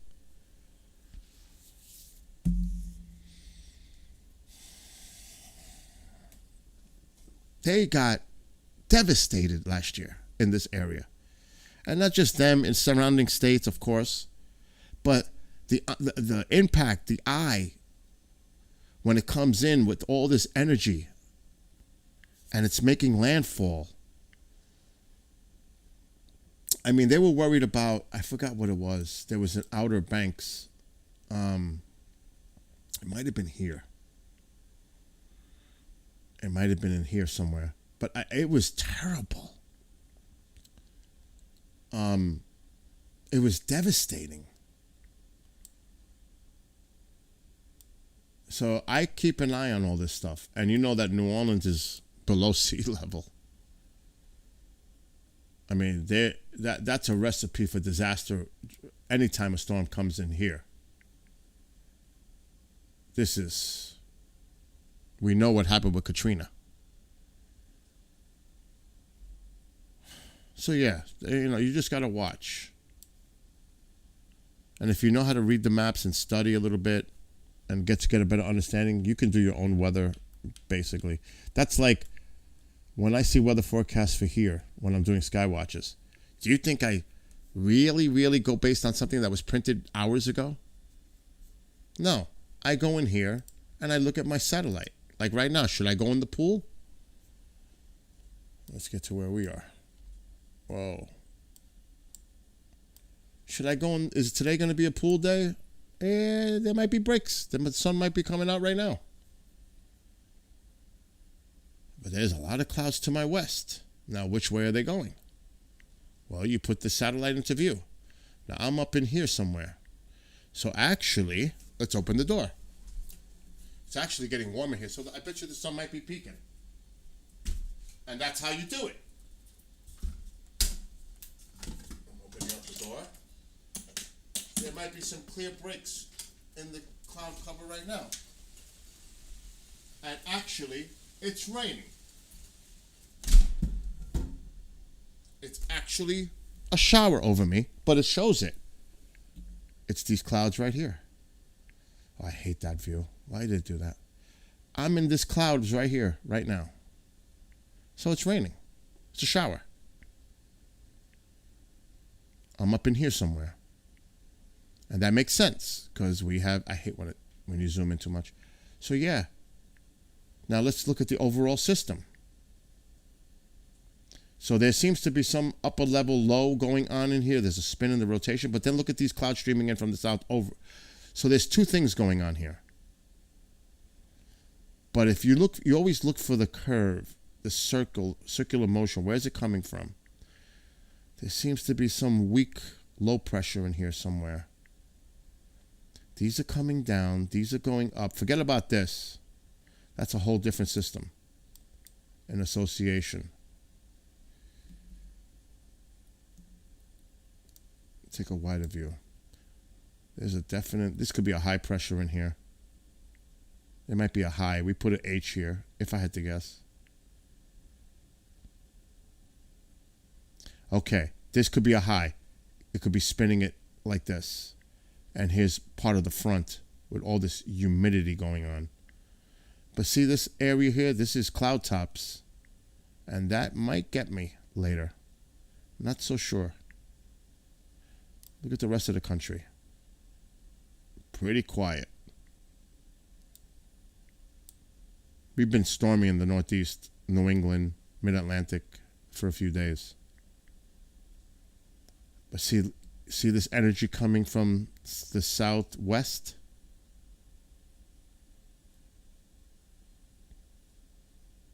So it's gonna be nasty today. It's not gonna be a nice day. Let me just see. Most of this is coming from the southwest. So if I was predicting, I'm going to look for any development here that may come my way. That's what I'm looking for. See how there's a little rotation, there's a little spin here. These clouds are going this way. This is going up. So underneath these clouds, you see there's a spin in there a little bit? You can see there's a little rotation in there. Could be a weak disturbance. And that's what I look for. And you can go to radar.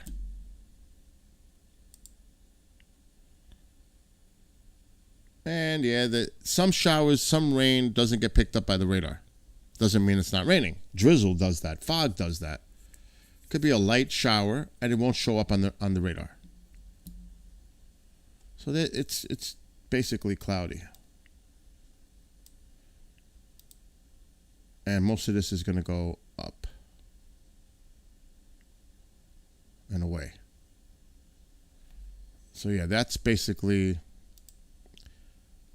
So if I was going somewhere and I said, is it going to rain today? Let me look at the maps first. You got to remember, you got to take into consideration what can develop. Unstable atmosphere. What's up, Genghis? And what's up, Curtis? But you get the idea because I love weather. And remember, the sun, the daily heating builds up those clouds. That's how the storms develop. And the majority of them diminish at night, cooler. You don't have that engine going on. Or the water is an engine for hurricanes. That warm water that it taps from. Actually, I have my pool on. I have my pump on because I had to throw some chemicals in. It's been running for hours since early this morning. It's getting warm in here. Now I'm going to have to go outside and shut that pump off and put the air on in here because it is definitely building in here. And I don't want it to be too hot where the air conditioner takes a minute, even though it's a powerful one. So let me step away for a second and do that. Shut the pump, put the air on, and get something to drink.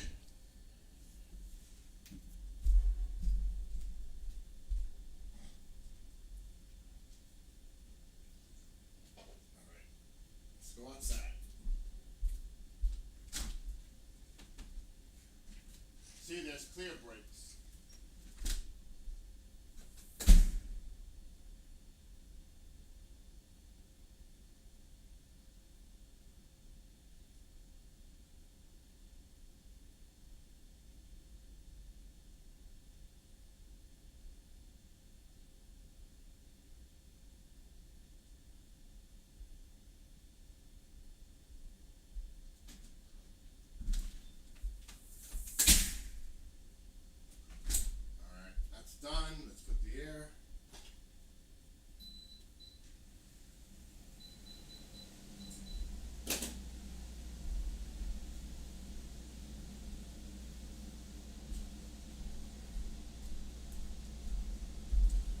And Marco, I don't know if you're still there. Let me know if you are. I have a package coming today.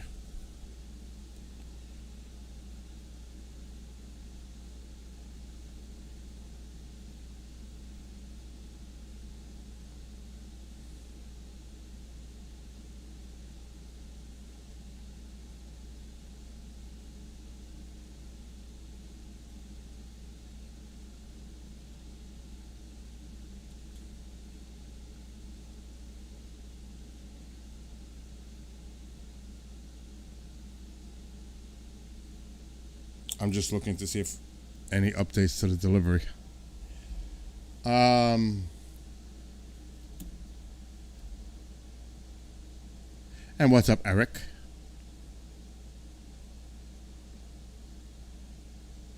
Let's see. Okay, his mom. Ma? What happened? Tycho!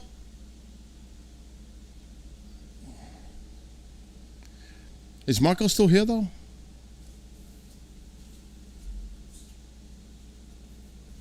Oh, my gosh. He'll come when he's ready. Can you do me a big favor? Oh my God, don't. Bring me a box of crackers.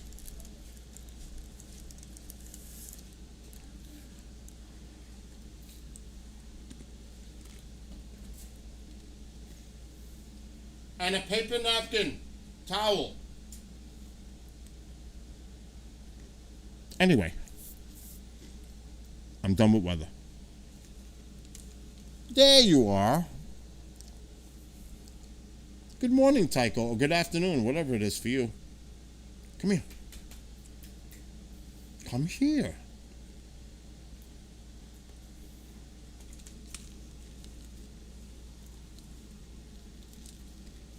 He was here earlier. He might have left. He's probably in his pool now. Anyway, I do want to check out this game a little bit. Finally, I can game. After babbling, how long have I been streaming now? 2 hours. 2 hours plus. I turned this on for what? 30 seconds?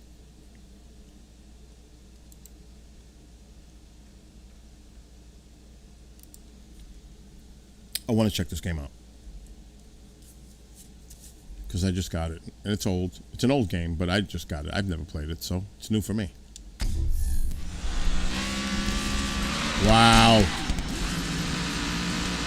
Wow. We need to do a reboot on that one.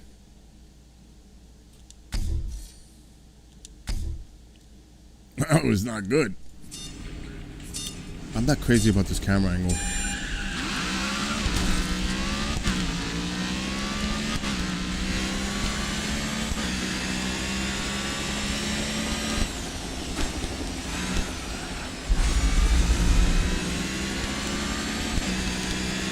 It is a little tough to control.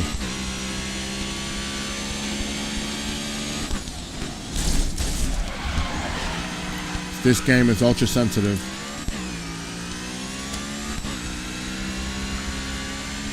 Hard to turn. I'm gonna check out the drifting.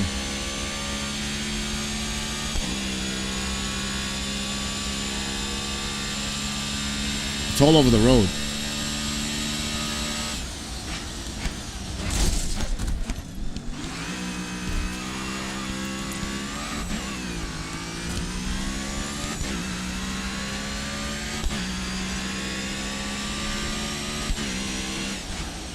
If I slow down too much, I'm never going to catch them.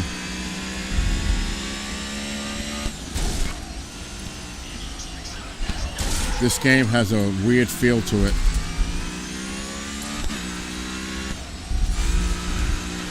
It's a matter of just getting used to it.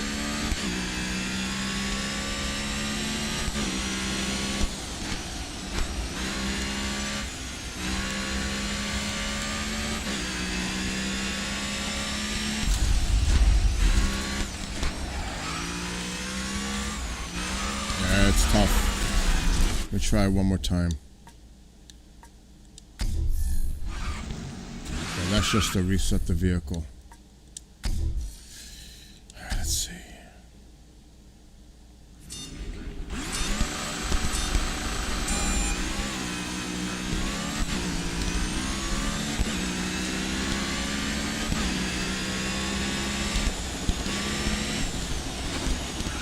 So you don't want to brake too much. Just the brake puts you into that. If you brake suddenly. It's best in this game, it looks like, just to brake and then cruise into the turn. Ease off the pedal. Every game has a different technique.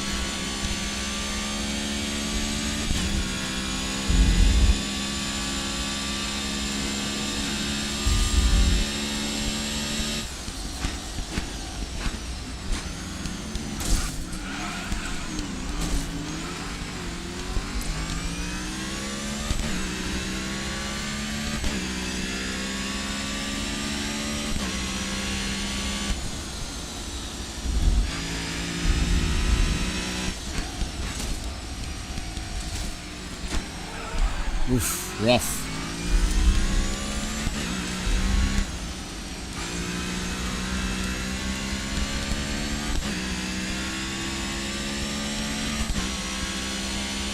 It's a 360 from, I mean, that says it all in itself. It's a 360 game.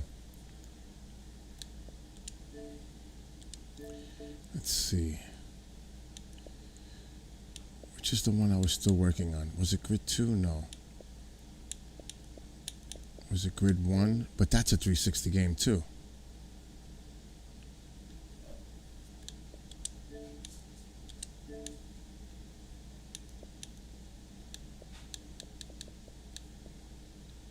I think I'm pretty much done with the Need for Speeds.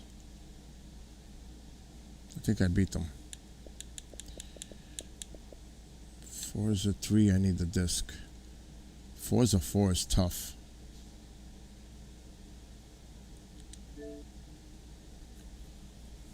I do need to beat my other game too. I have so many games. It's I need soda. What the heck did I do with the bottle?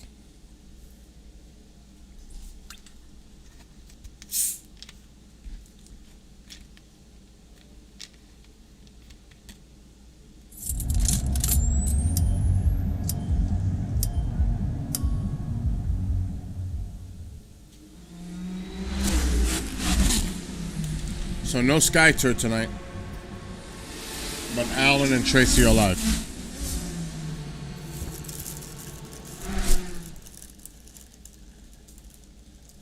Oh, that's why you want to be my friend now.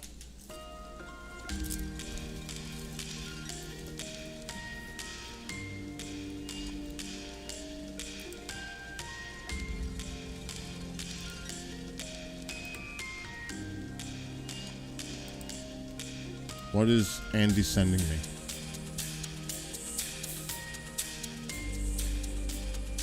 Oh, okay.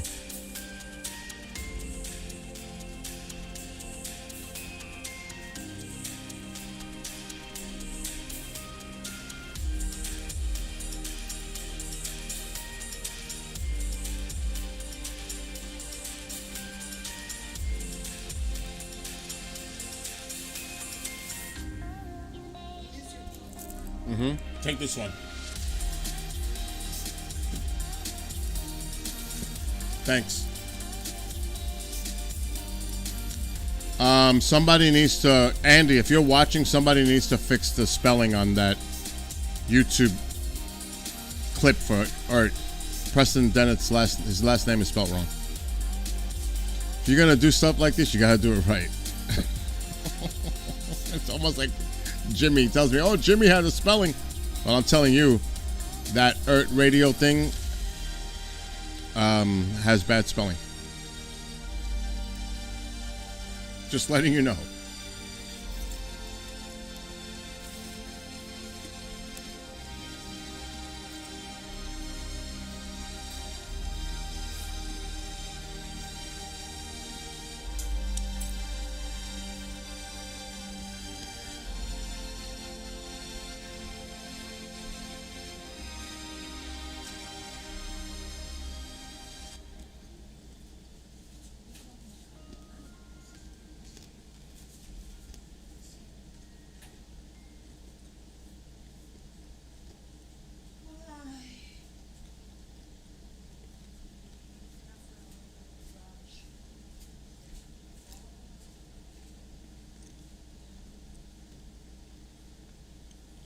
I am not in freaking Legoland.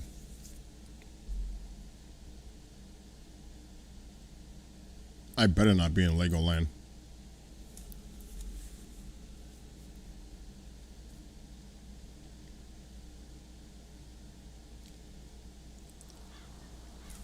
I didn't think I was in Legoland.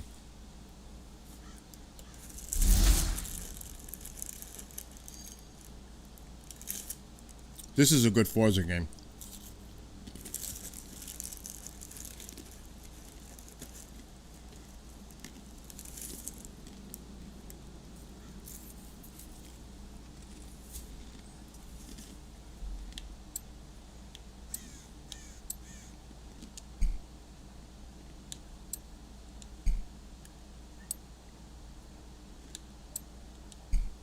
Hmm.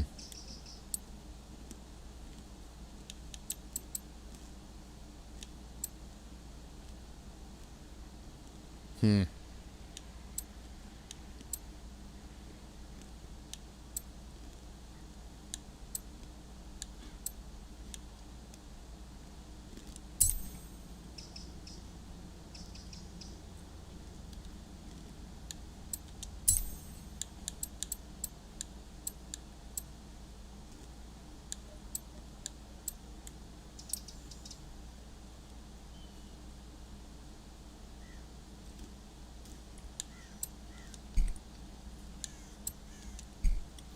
Interesting how I can't hit on those.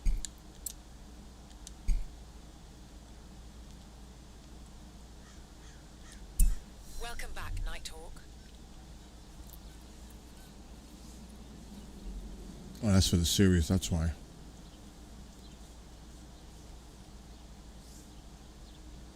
Hmm.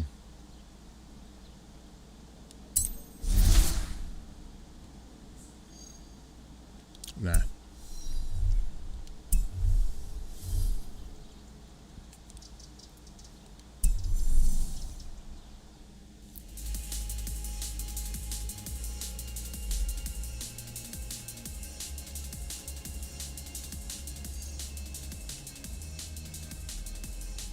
Hmm.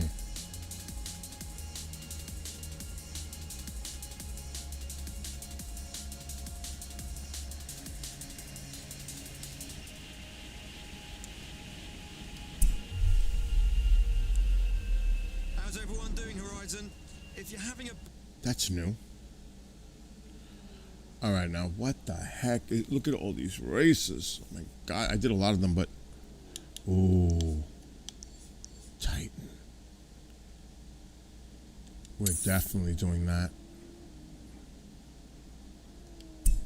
Like there's no tomorrow. My name's Chris Goss. My name's London Electricity. This is Hospital Records. Let's Here go! we go!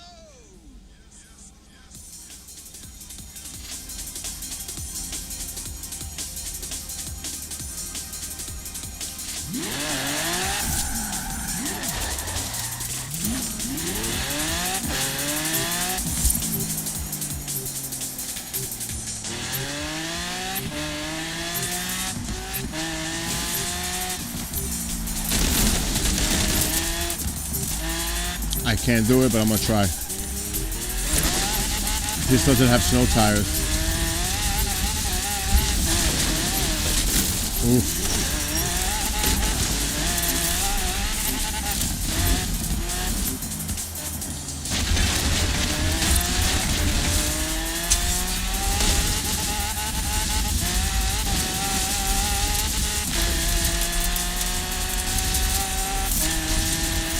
Not doing too bad.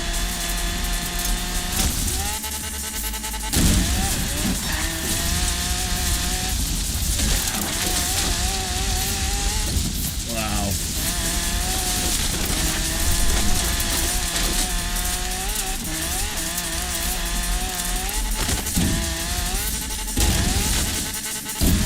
Uh-oh.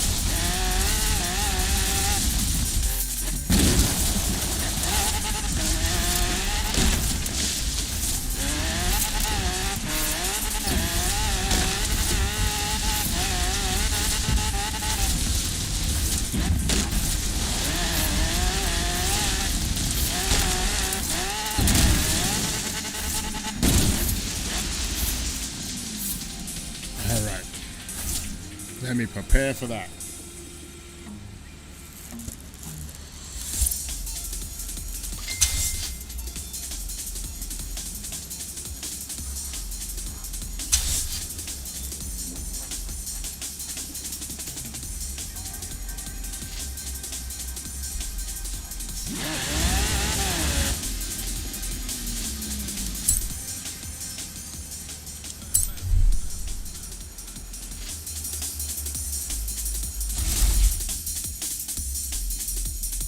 Marco, now that you're back,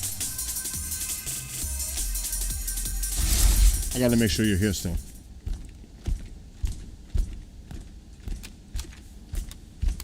Now remember, Forza is made by Microsoft, and so is Halo. So there you go, Halo.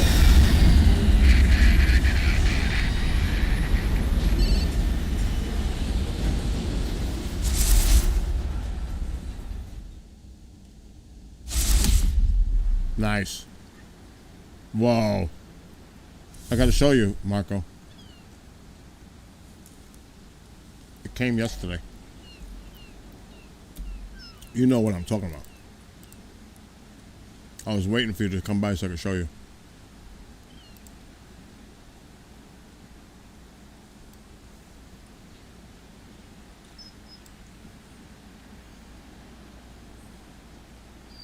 See it? Look at that. The Diamond Invicta. See how it's glittering? This is the Shaq watch. Yeah, the watch. Look at that.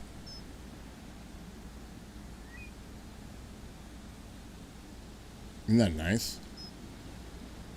It's big. It's really big.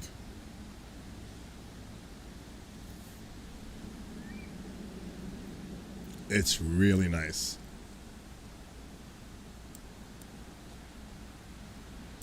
I forgot I had to show you that, but it's not an everyday watch, I can tell you that right now. You know that.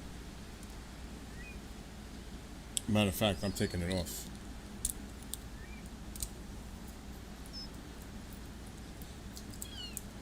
So I don't want to damage it. That's not like a wear around the house kind of a deal. Neither is this one. You've seen this diamond one. This one is not a wear every day in your house either. And when I say diamonds, let me see what you got. Is it?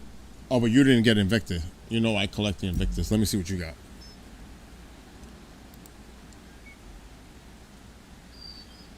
That's nice. That is nice.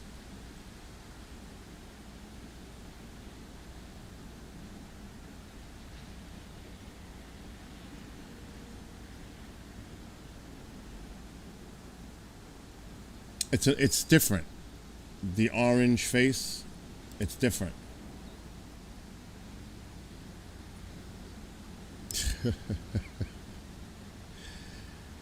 And actually, Marco was kind enough to send me an Invicta watch because he knows I collect them. I think I own like 14 or 15 of them now, Marco. I think I'm up to like 14 or 15. Not bad.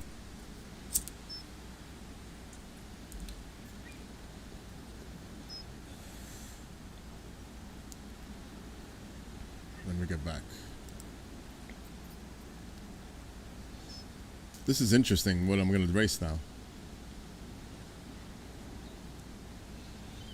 In a little while I'll take a break because they're all live shows tonight, KGRN, and I got to get a little rest.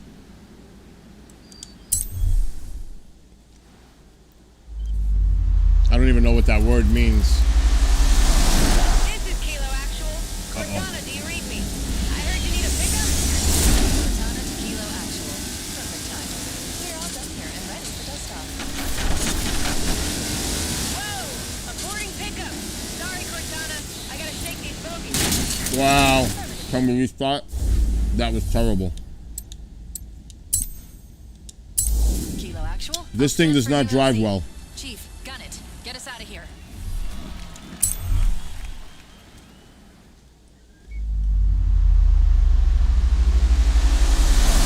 This is Kilo Actual. Cortana, do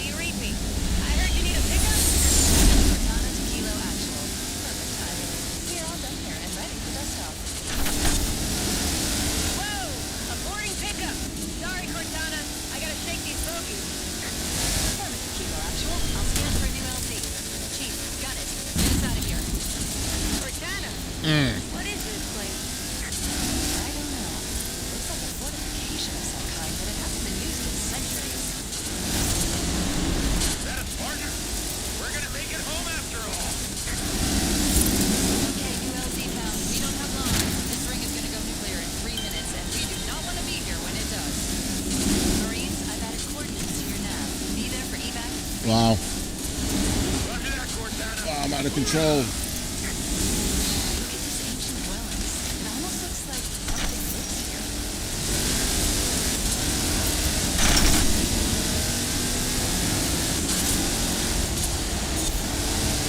Just go straight up here. We've got a better chance of avoiding those banshees off road.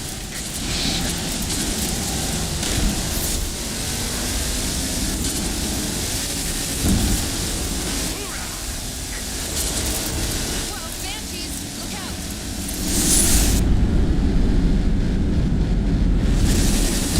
Banshees inbound. Try and lose them through those trees.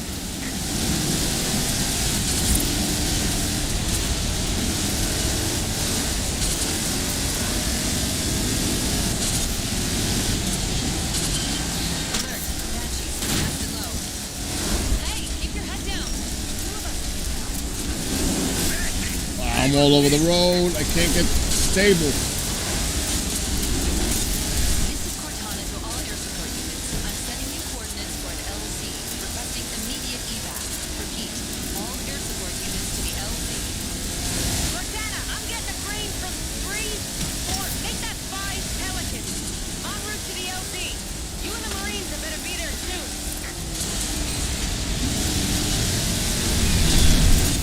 Cortana, I can't follow you through there. I'll see you on the other side. That's not the most reassuring choice of words.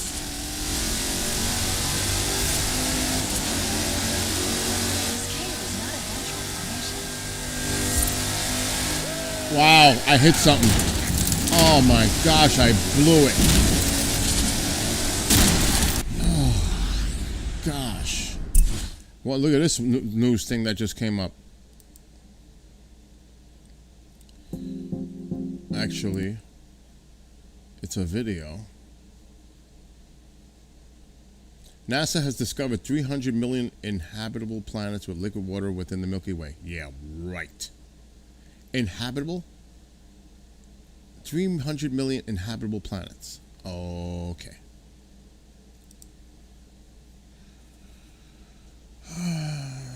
You know, they should do something about the. I'm just saying, when people push it like that out there, the clickbaits, 300 million inhabitable planets.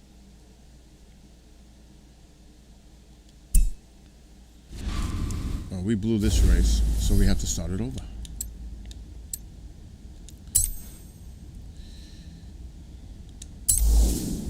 Yeah, there's plenty of exoplanets out there that are candidates to possibly sustain life. There's no doubt.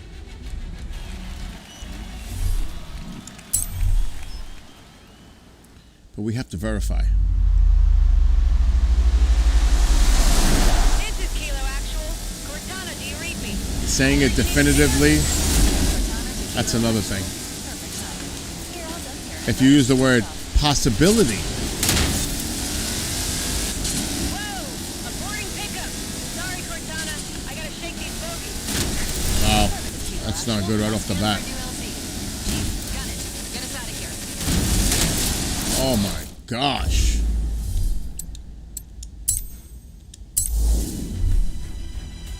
That's horrible.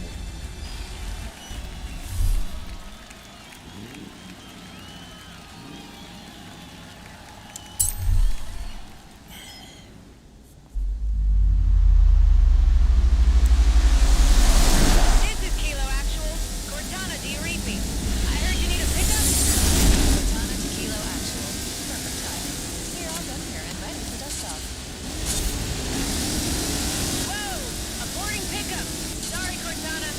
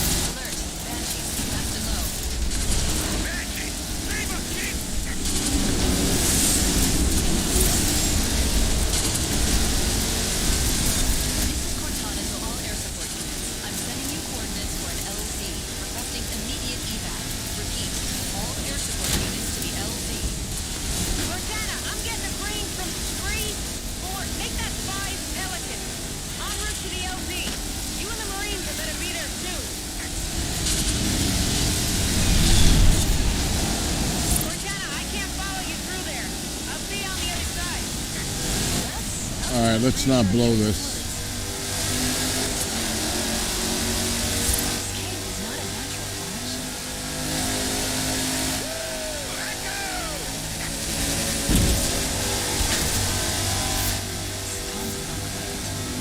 Kilo actual, do you read? Kilo actual. Loud and clear, Cortana. Good to see you again, pilot. I do not want to reach that LZ without you. Hey! Oh my god!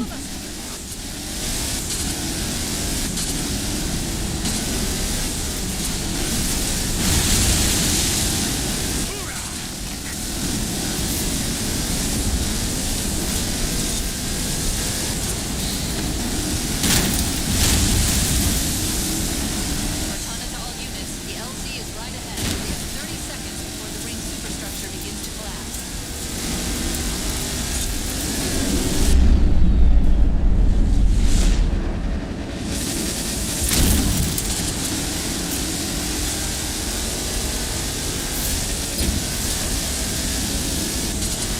Fifteen seconds, Chief.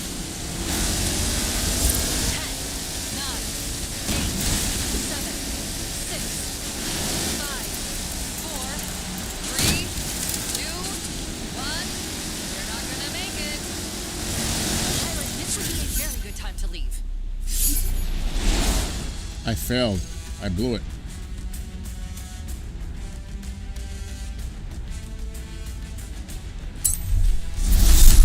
Oh, I did it.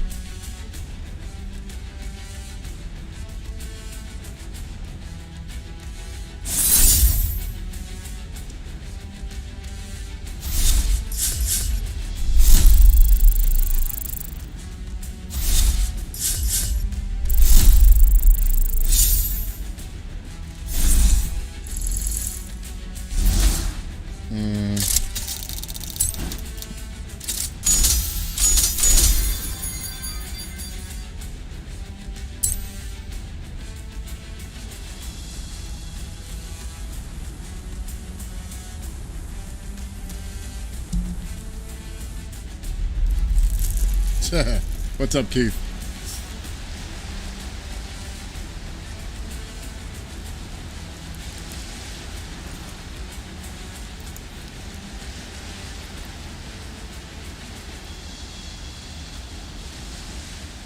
Later, not buns.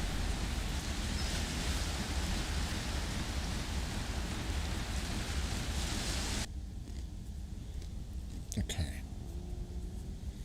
Where are we? Why is it saying that's new? Oh, the gauntlet's not.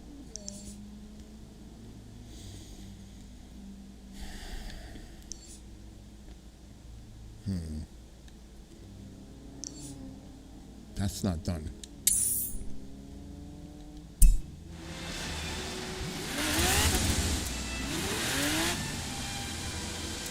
I'm wondering if I'm covering up my map.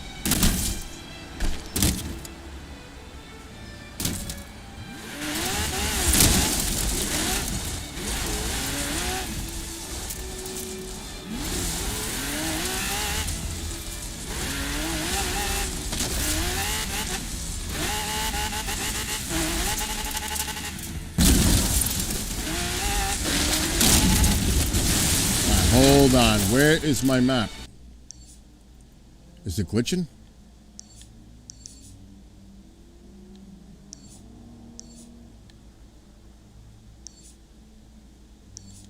Let's do that again.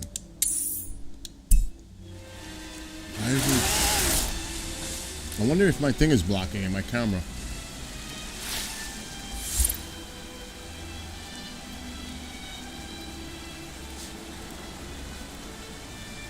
No. That's bizarre.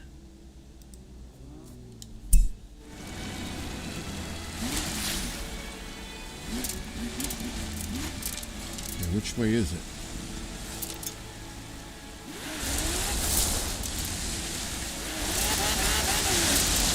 Got it.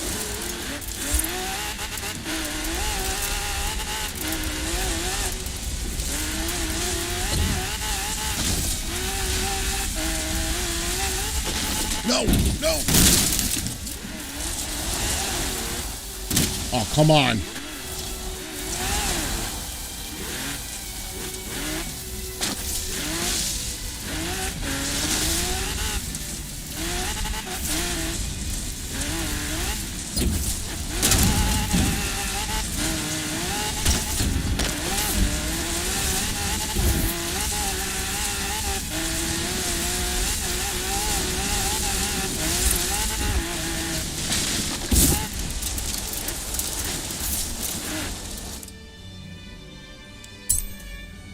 I don't think I can use this car.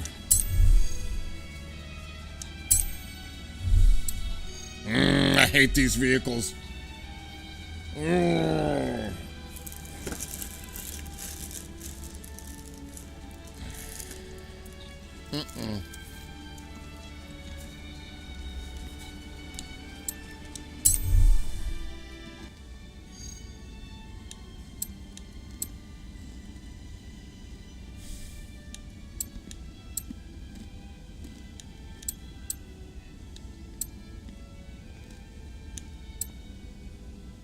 Handling, acceleration.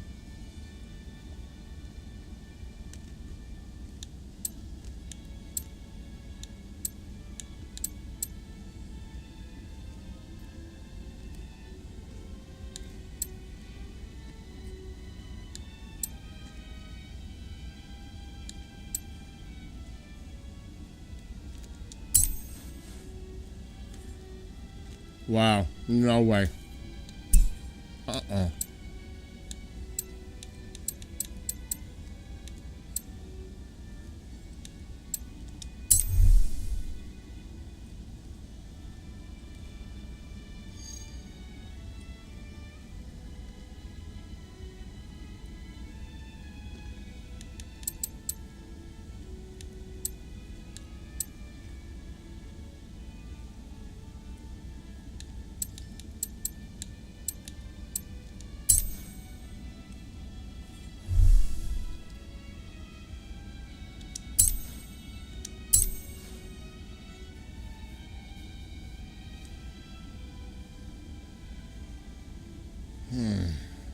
Time is flying today.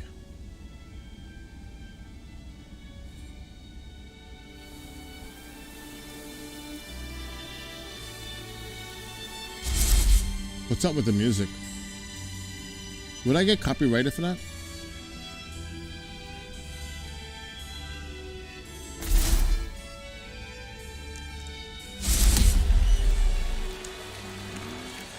I'm not even laughing either, because it's... You might.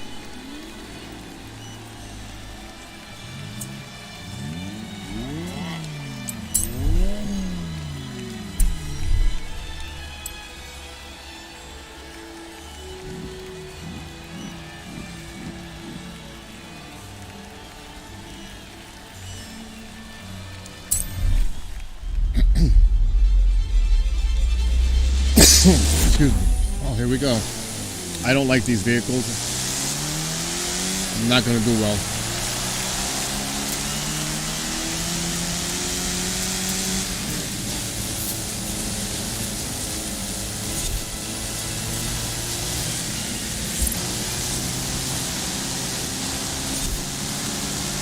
It's slow too, but I knew that. I'm going with the handling.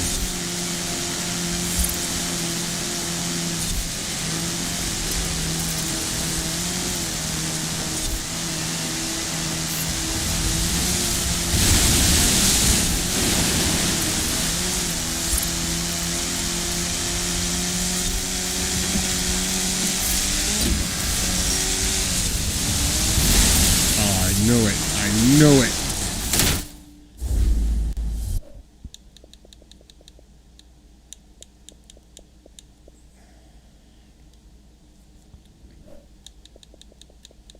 Where's my thing? I gotta go home. Let's put this on.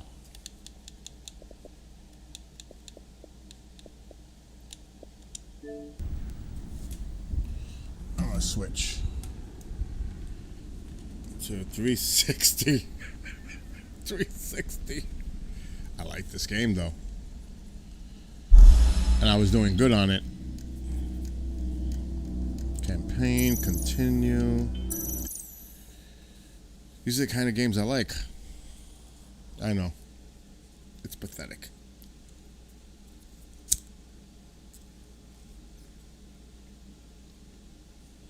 I will finish Resident Evil tonight, though.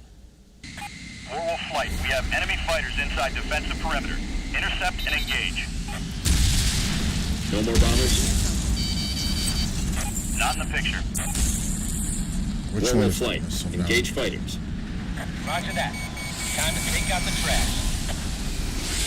Now I gotta remember how to do this one. Locked on target. Damn.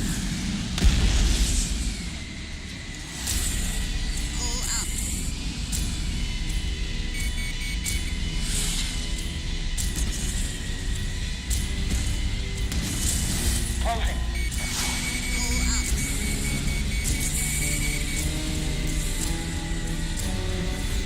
I got company here. Target acquired.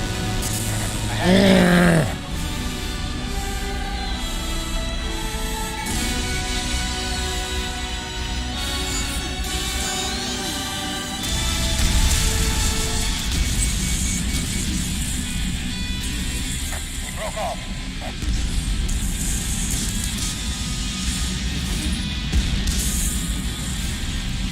He's got me going in circles.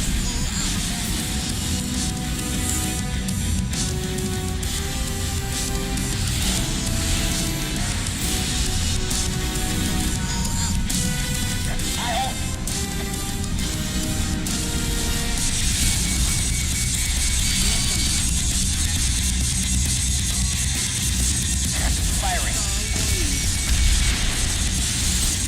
I'm gonna go for the other target.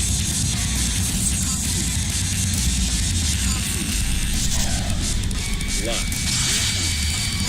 Missed. Uh-oh, I'm in trouble. Come on!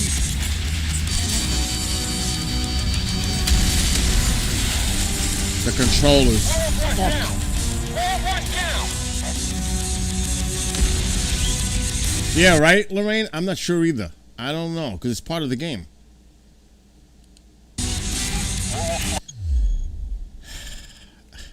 This is intense, I'm telling you. This is like...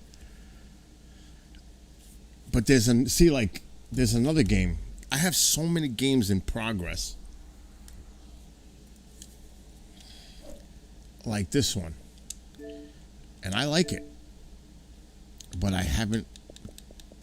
I jump all over the place. It's no good. This one.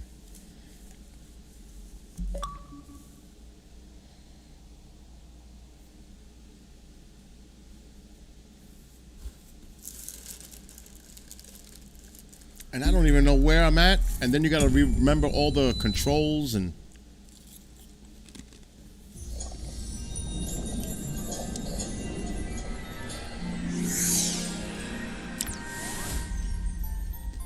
It's Louis Ta.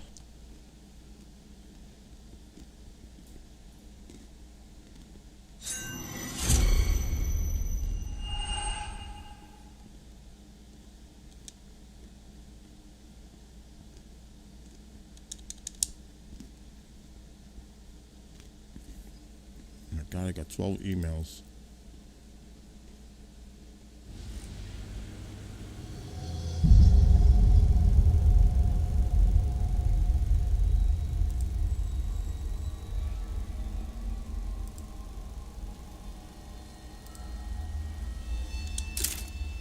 I have no idea where I'm at. None. Zero.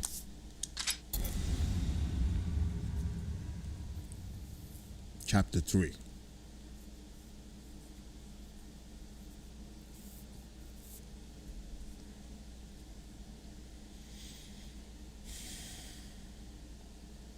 This is where it gets frustrating.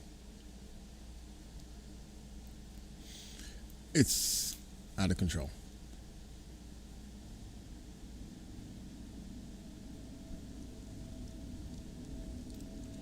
Neo safe house. Precious to save. Okay.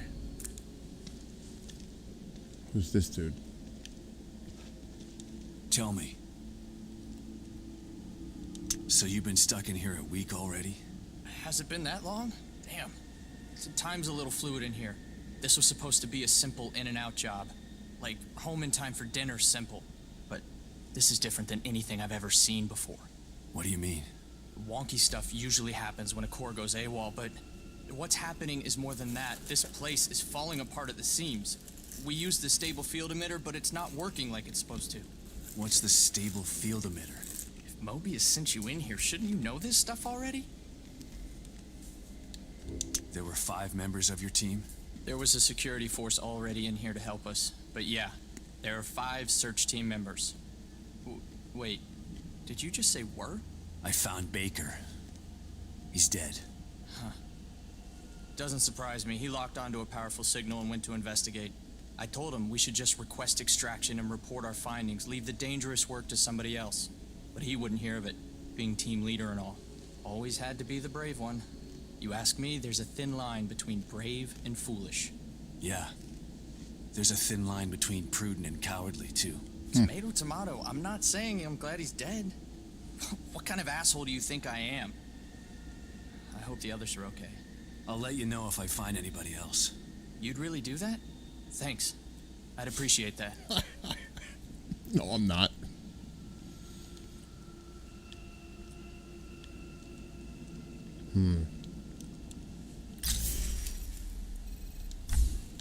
What's that? I have no idea.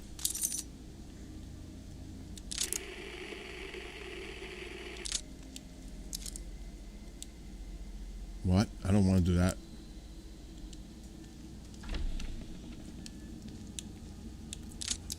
Okay, we have a gun. And that's all we have is a gun. With 4 rounds? Track the source of the code using your communicator.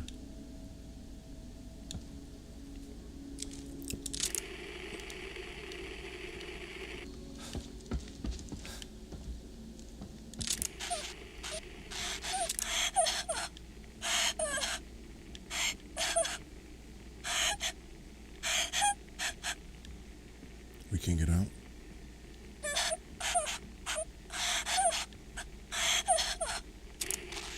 There's too many of them. Suck it up, Gene. How the hell do I get out of here?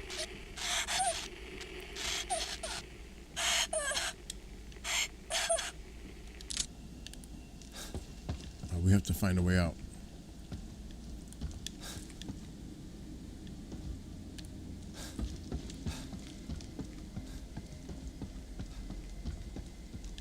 Is he running like in slow motion?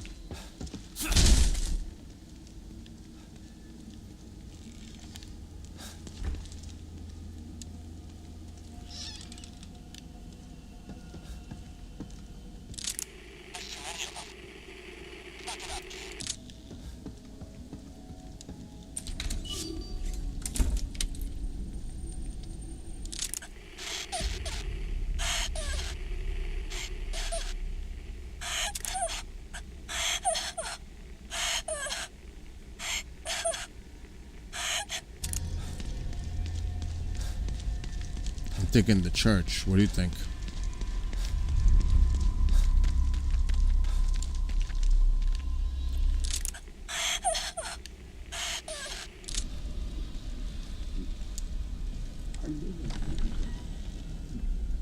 What?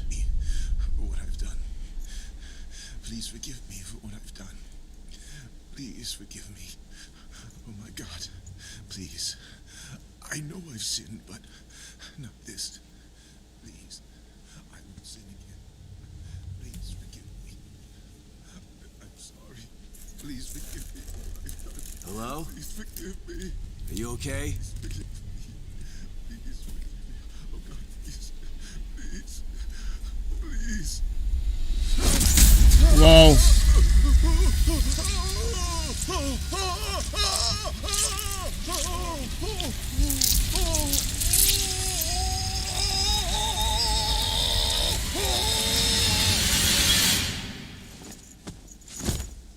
Okay. We only have 4 bullets.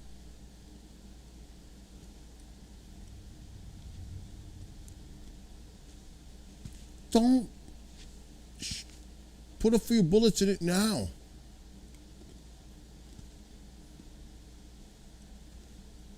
Then again, we only have 2. Whoa.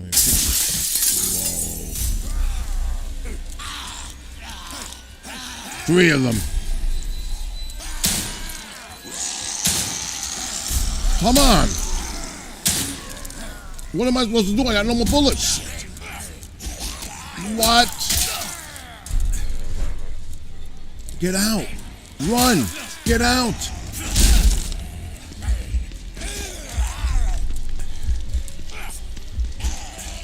Get back in the house.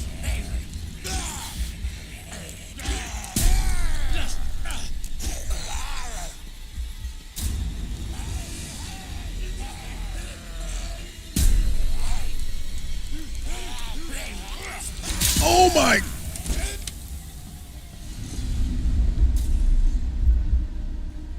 What was that? I got no bullets. I got nothing.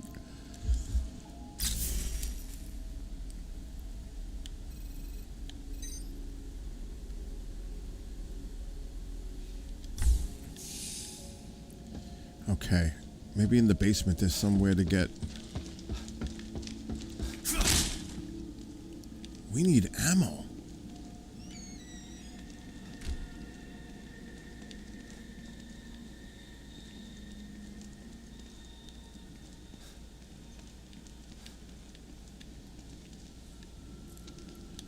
Why can't we have coffee?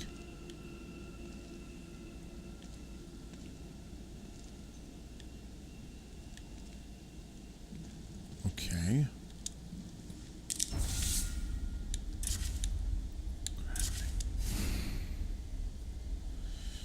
Bullets. We don't have what we need. We have.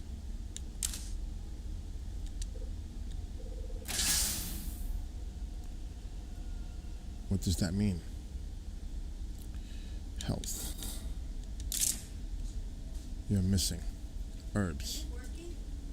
No, I'm playing the game, man. What is it?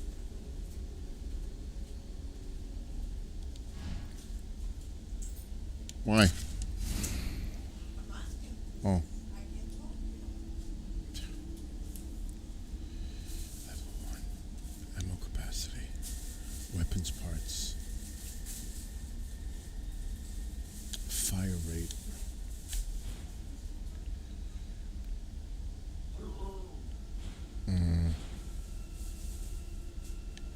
I'm thinking the fire rate, but then again, it's good to have a big clip. It's worth 20. Now we have a 5.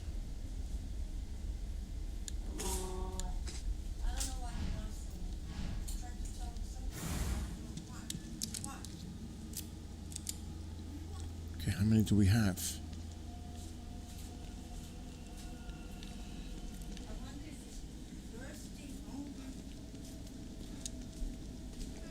It's Tycho being Tycho.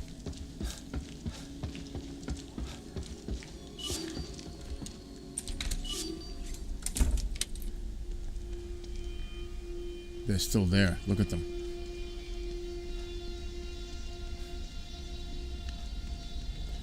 Do I have another weapon?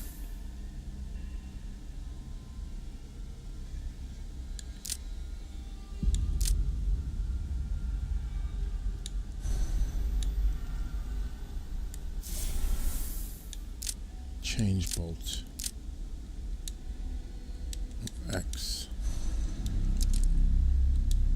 I don't get that. Gun. Ah. We don't have no medical. Field crafting. What is that? Okay, we can do that in the field then.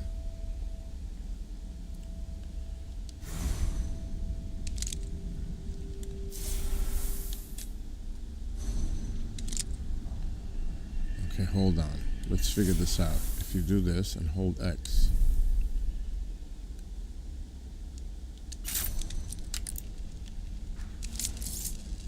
Wow. Hold. Just charge the water ball before firing equipment for fire. Well, we don't want to waste that. 2 bullets? You're telling me I only paid for 2 bullets? That's crazy. Oh, I just blew it.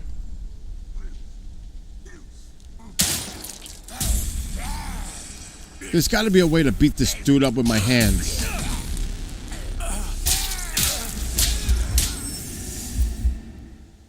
Oh my gosh, that was crazy.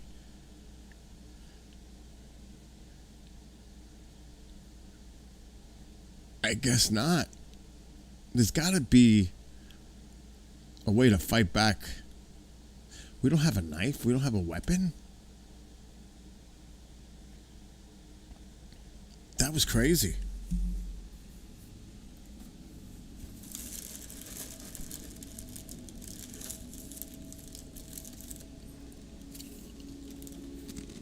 All right.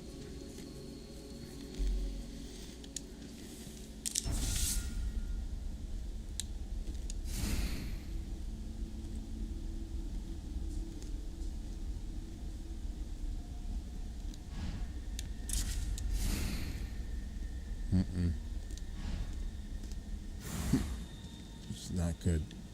There's no other weapon?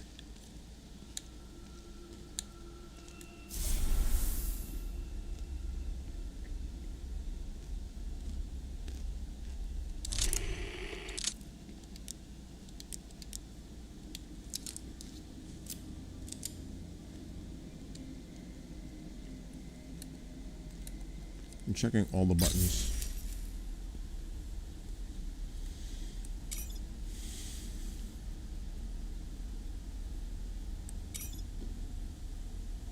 We have a knife.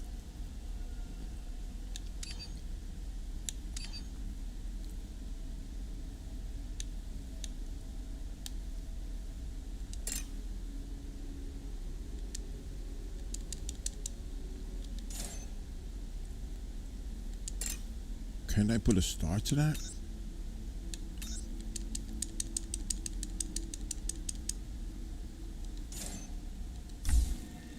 I don't get it.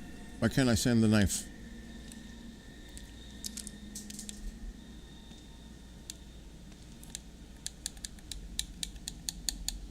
There's got to be a way.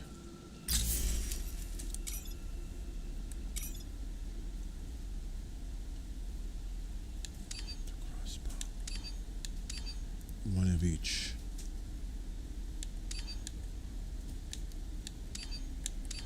This makes no fucking sense.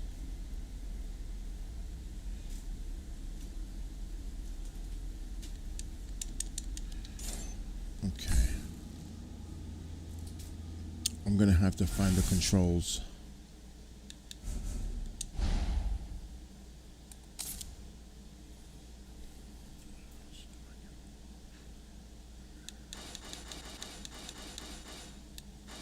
That's it. That's it.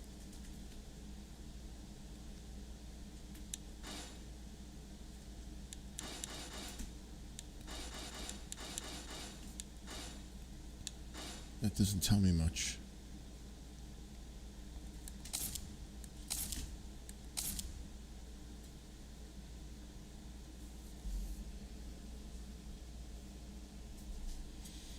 Aim assist. Invincibility mode. I'm not gonna do any cheats. No cheats. Huh? What's he got now? What's the daily routine? What's he got today? White gloves. Like white gloves. Don't forget it, anyone.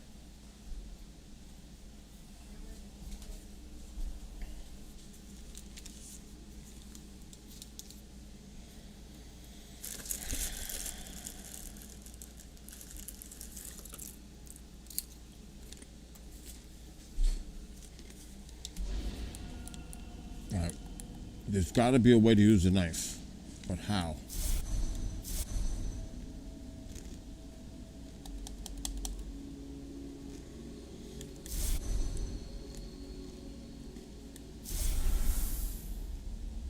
Why is the knife not there?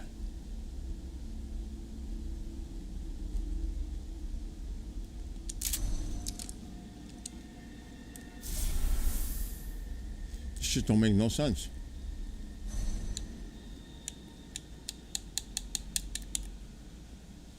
There's gotta be a way. Oh, we don't want to go up.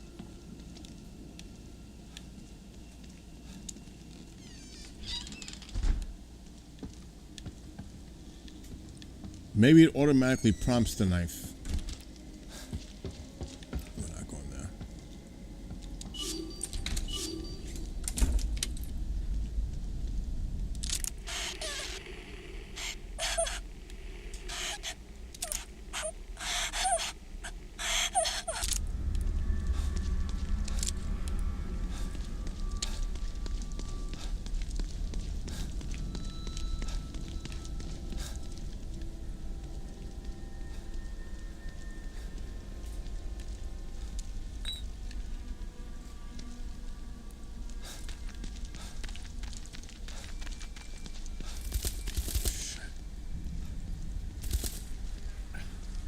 Those things are piling corpses up here.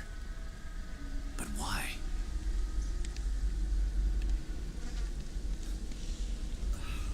Oh, shit.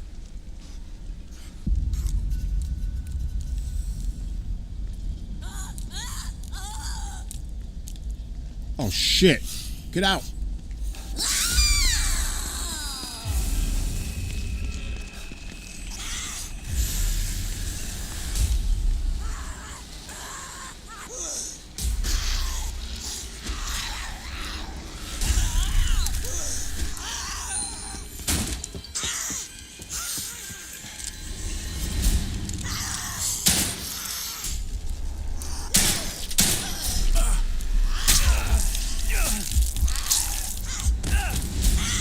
I'm doing it.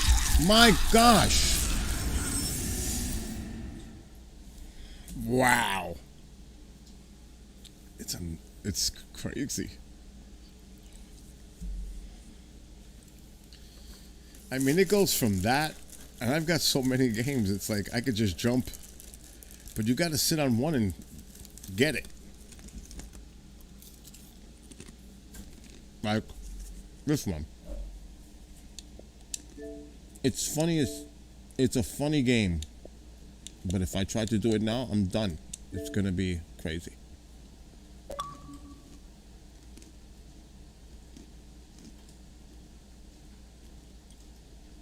Oh, it's another game depicting aliens as evil. It's a freaking game.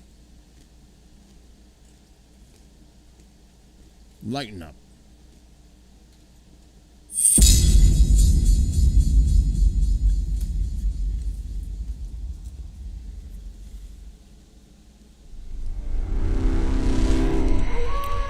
You know, you wonder if people can make a distinction between a game, a movie, reality.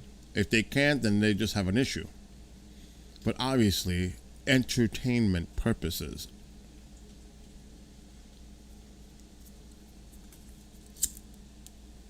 But I'm sure there are people that would say that.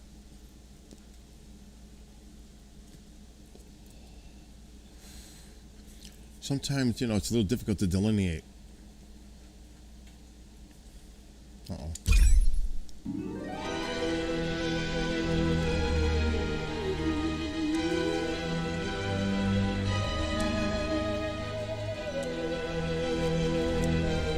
I don't know where I am. I don't know what to do.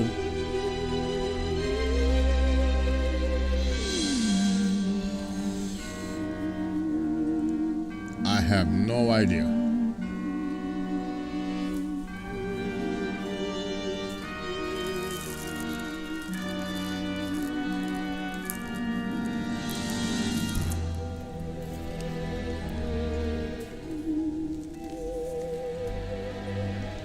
You know what?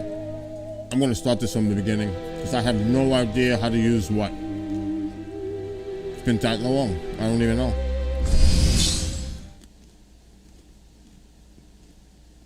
No, I'm gonna have to go from the beginning for this one. I say it's hot. No way.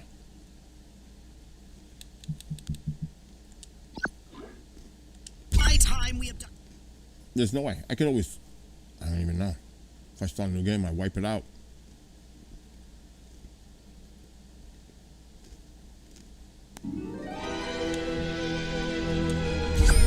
Okay, good.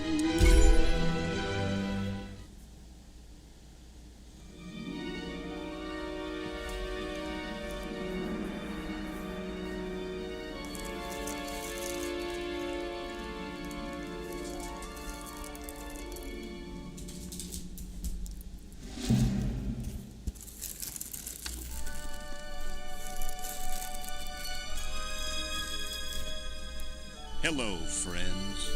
Have you ever gazed up into the night sky and wondered at the possibility of life on other planets?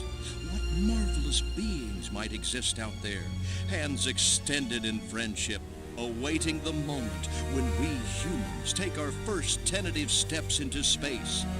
What tales will be told of that glorious day when we are first contacted by our brothers from beyond the stars?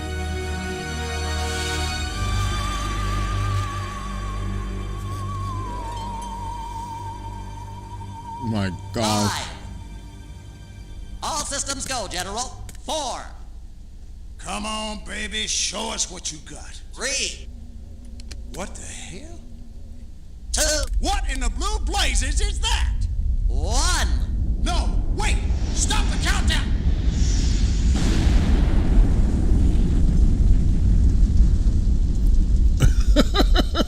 Eric, you see this? I don't remember it. I mean, that's why I started from the beginning. I have no idea. It's Roswell!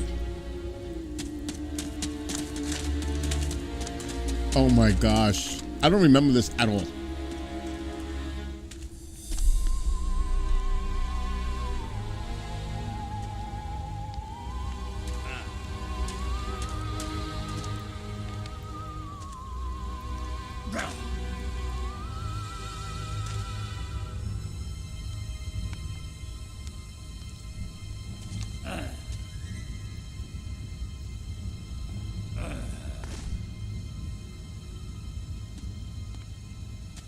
Uh-oh. Incompetent fool. I should never have sent you. What's shaking, Pox? You look a little, what's the word? Constipated. Let's just say I hope you turn out to be less of an evolutionary dead end than your predecessor. You lost me. Shall I tell you a secret? Few of our people know this, but the DNA patterns in our cloning banks are becoming more and more degraded with each new clone. That's bad, right? Only if we want to retain our immortality through cloning. Of course it's bad! I sent Crypto-136 in search of a planet we visited many eons ago. A planet seeded with pure Furon DNA. But I lost contact. Let me get this straight. You sent me, him, Crypto-136, to a hostile planet, and he's disappeared. Maybe captured. Maybe even being tortured as we speak. Well, I wouldn't jump to any conclusion. I bet you wouldn't. Let me tell you something, Pox. You're a smart cookie. But there's a time for thought, and there's a time for action. And this is one of those times. Which? The second one. Perhaps you're right, 137. Of course I'm right. You kidding me? A cryptosporidium captured by a bunch of monkeys? We gotta go in. We gotta crack some craniums. We gotta rescue me. Him. He's gotta rescue me. I gotta... Brains, man. When do I get to blow things up? Patience, Crypto, patience. I take your point. Prepare the mothership. That's what I'm talking about. So, what's the name of this crummy planet? Our destination, the planet Earth.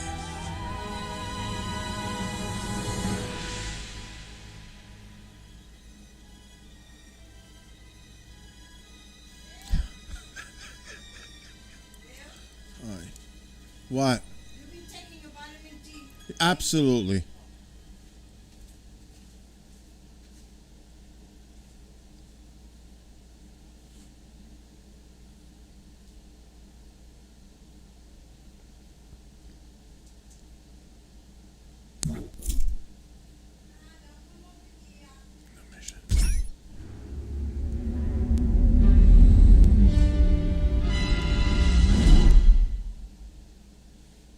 Right, Lorraine? This is obviously like comedy horror kind of thing going on, and it's not graphic or anything. I don't think. I don't remember.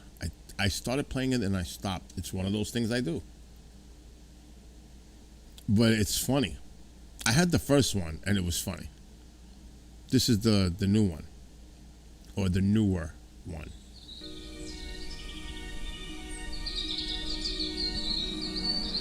Eric, Lorena's in YouTube.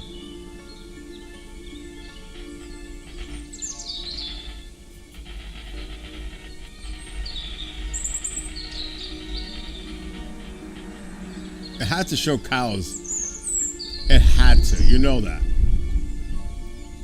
Abduction. Oh my gosh, look at this.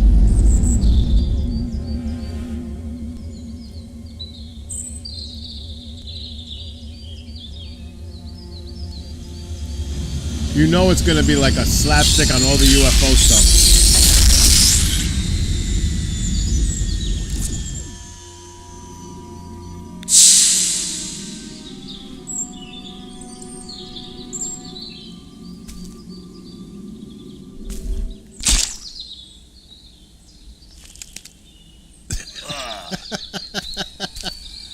Orthobox to Cryptosporidium 137. Come in, Cryptosporidium.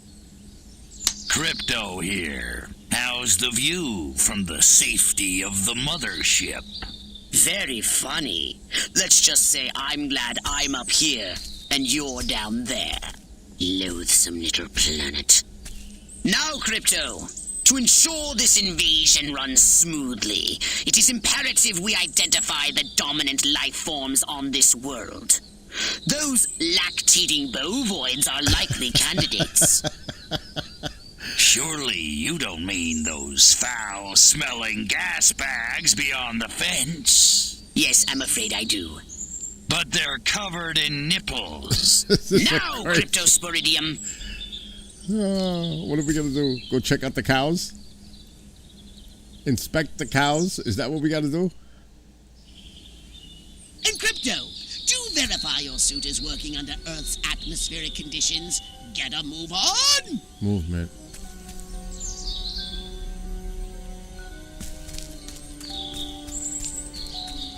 Reach the cow.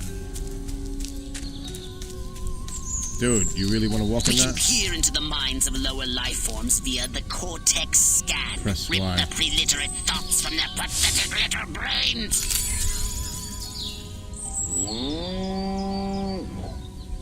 Moo? Primitive, yet profound. Scan another one.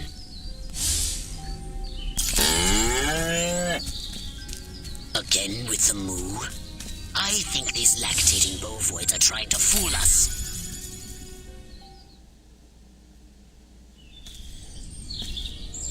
They eat with their mouths. I think I'm going to be violently ill.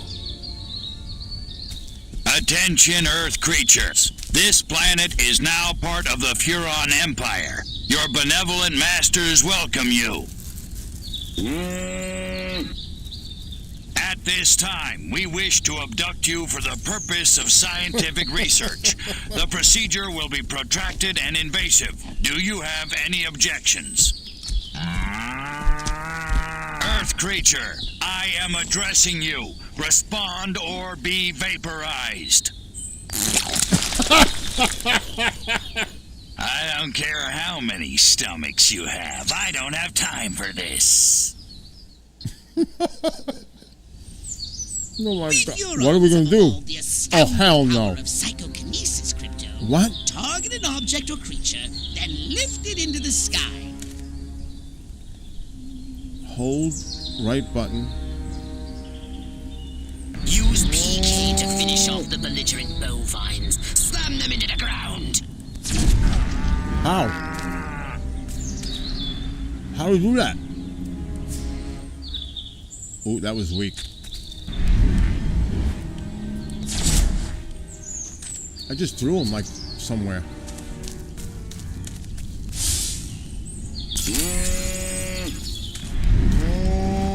Curse these creatures.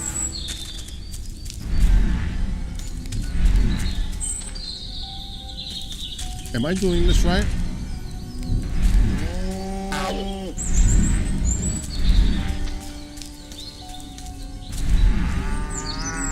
Good work, Crypto. Martha, you didn't tell me we was having He does sound a little like Jack. Jack Nicholson. You're right. Wait a minute. That ain't steak. Negative alien propaganda. Martha, give me the shotgun. Uh-oh. Hostile human. Hostile This human. looks like a job for the Zapomatic. Fry that farmer. Extract and collect the brainstem from what's left of the agricultural engineer. You can consume the brainstem and collect the Furon DNA. What? Harold, come on back. You gotta see this. They got a talking horse on the TV. Mr. Ed. I ain't never seen nothing like.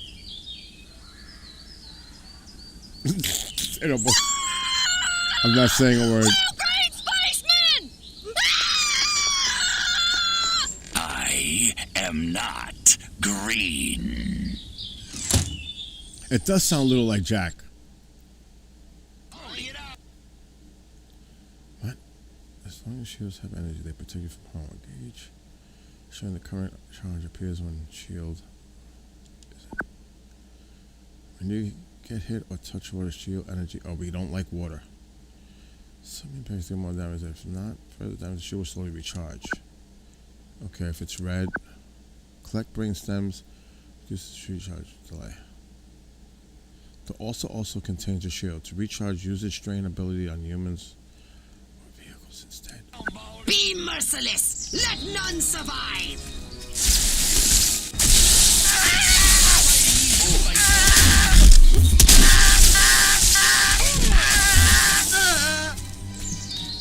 The farmer, dadgummit.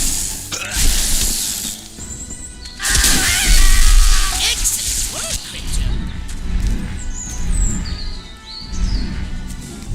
There's got to be a way to throw this stuff.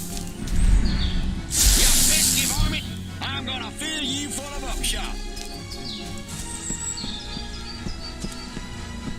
Where is it? Oh, he can jump.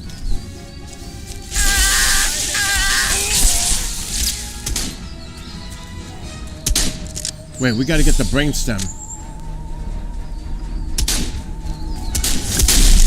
Whoa.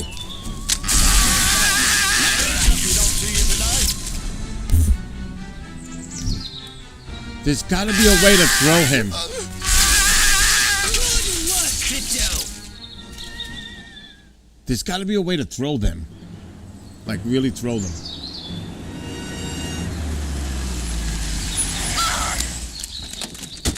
Evening, Ms. Turnip Seed. We got a call from Farmer Dixon over the other side of the state road. Said he heard some pretty strange noises coming from over this way. Little green spaceman! What is that? A new silo? Electrocuted him with a big old... Crypto! That human law enforcement officer is attempting an unauthorized entry of your spacecraft. If those pea-brains were to get their hands on your quantum deconstructor, they could rip a hole in the space-time continuum.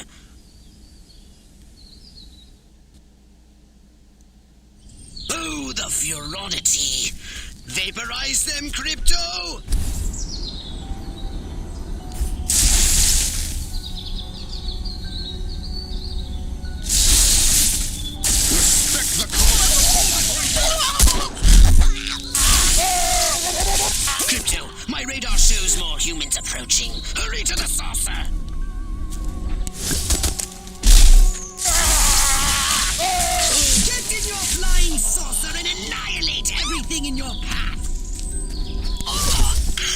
Oh!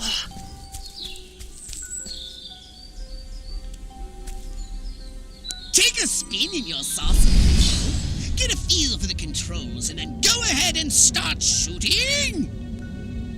Destroy all buildings. Leave no trace. Bomb those monkeys back to the Stone Age. Perfect!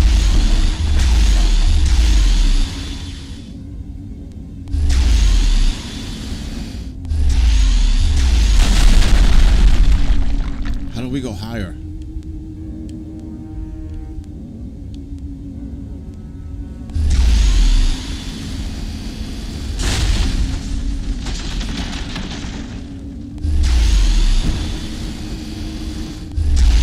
Nice shooting, Crypto.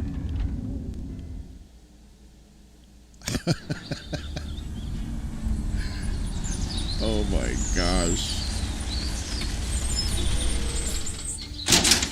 Oh. Move out, man! Move! I don't know, but I've been told. Joe McCarthy's good as gold. Oh, great. The human military-industrial complex. We can't allow them to alert their leaders to our presence. Exterminate them! Now! Open fire! Crypto, I hereby give you official permission to destroy all humans!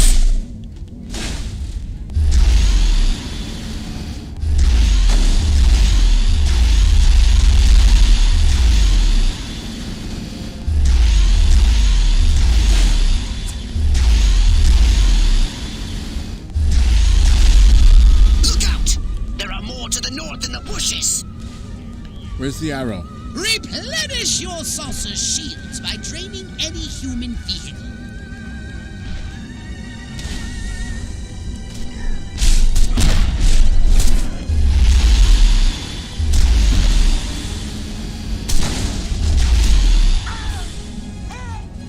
Suburb!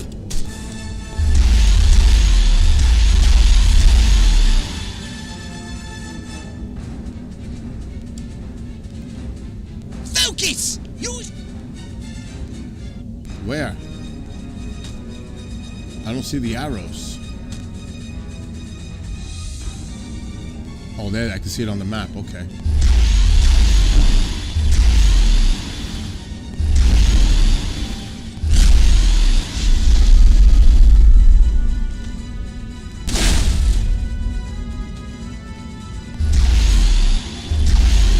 The humans are making a final push! Wipe them out once and for all!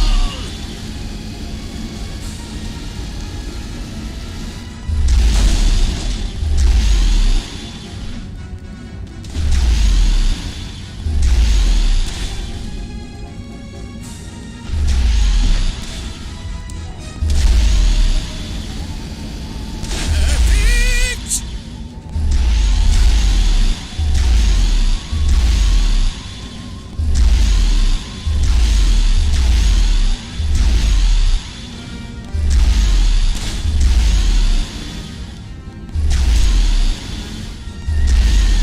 I'm not letting him lock on me. That's...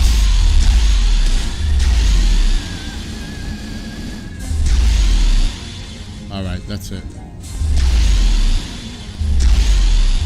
How come I can't get him?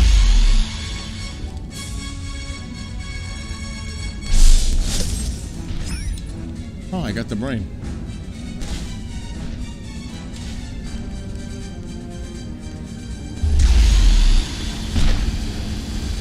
Excellent work, Crypto. Okay, up is... Now I got that.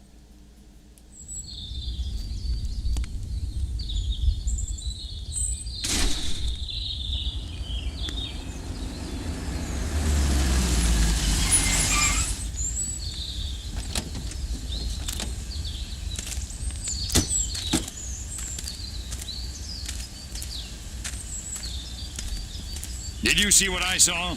You bet your sweet ass I did. What did you see? Little green man in a flying saucer wiping out the best infantry unit in the U.S. Army. Right, good. Me too. Green? Not gray? Don't be a stiff. You know what it means? Absolutely. What? It means the paper's got it right for once. Get on the horn to Silhouette. We've got the worst case scenario. The eggheads were actually onto something? I don't believe it. Believe it, Roswell was only the beginning. The invasion is on. He said Roswell. He said Roswell.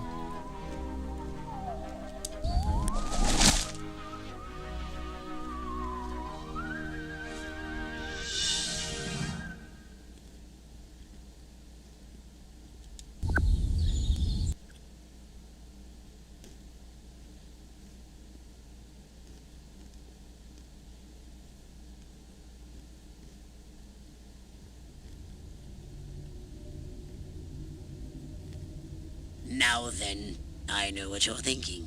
What can I, a lowly novice, do to help bring about the destruction of Earth and the inevitable reign of the Furon Empire? Well, I'll tell you. It was in the earliest days of the Empire we realized our species was doomed. Eons of waging war on inferior races with unregulated atomic weaponry had mutated our genes. We could not propagate due to our complete and utter lack of genitalia. Fortunately, a Furon ship happened upon Earth on its way back from destroying the Martians. Human society was young and nubile. Sailors on a foreign planet letting off steam, one thing led to another. Long story short, every human being alive today has buried deep in his genetic code a strand of Furon DNA. Over the eons, we've learned to clone ourselves, but with each iteration, the information degrades, and the results are increasingly unpredictable. The Furon genes in humanity's DNA are ancient, uncorrupted. They represent the future of the Furon race. If only we can get at them.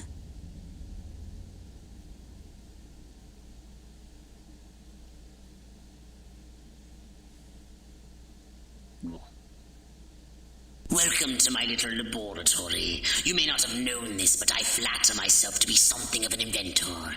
In my spare time, I've been developing some truly impressive weapon and ability upgrades. I'd be happy to share them with you. If you've got something for me in trade, say some of that delicious DNA you've collected. Delicious. Okay, so...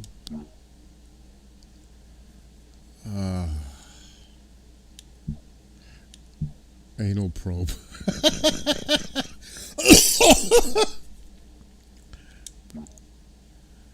Oh, we can't?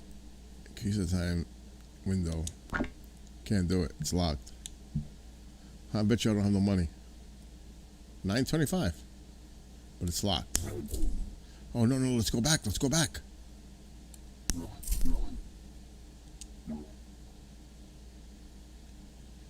Zapomatic. It's open. Oh, come on. Brain extraction is locked.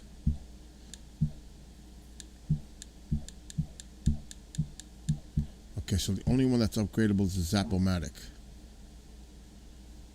We don't have the money.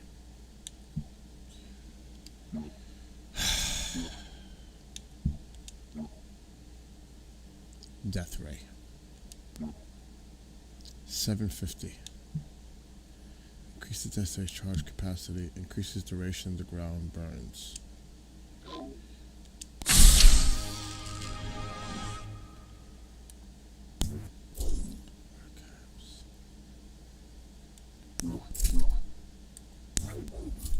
Mission selection.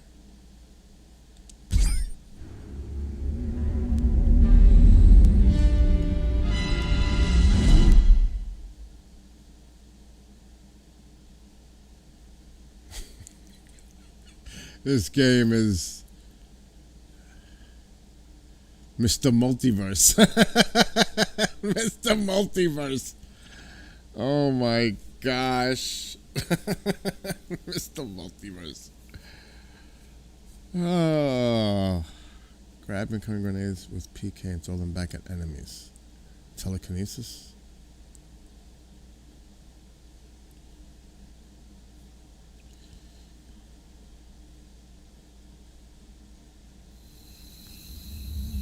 Crypto!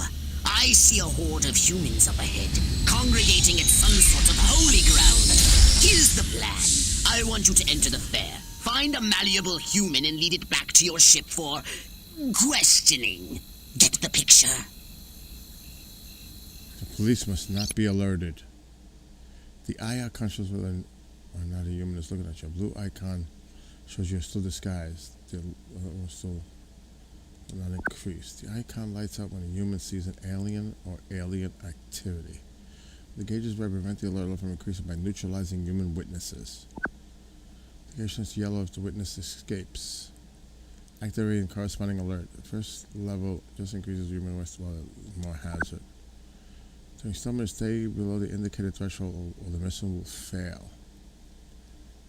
Lower the alert by first escaping to break the line of sight and then laying low or activating a holobob. Crypto! That human is aware of your presence. The more people become aware of you, the more chance that those human policemen and the military will come to investigate you. Which human? Where is it?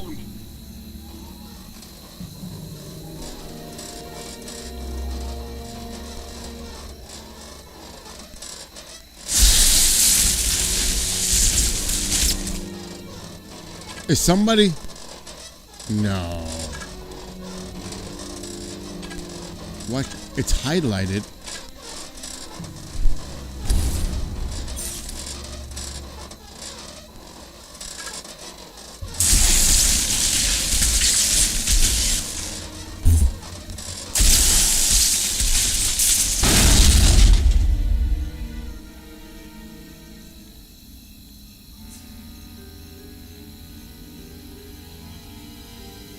To the fair. It's not like he has a duck option.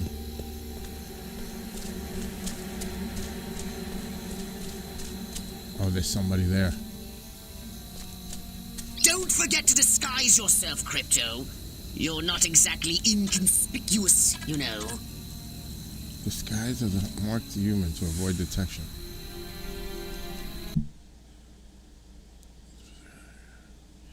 Ticketing is by targeting human mark with a PSI pointer. Tell while until humans no longer see an alien, the level will quickly drop.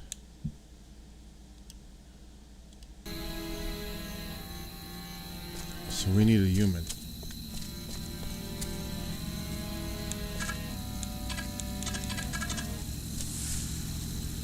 There's a human.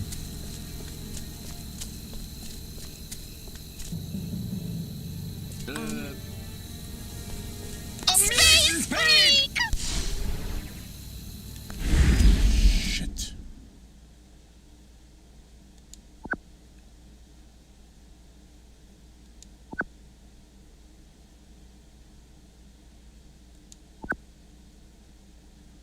Now that you're sufficiently disguised, continue using the cortex scan to maintain the illusion. You wouldn't want to lose concentration while surrounded by enemies.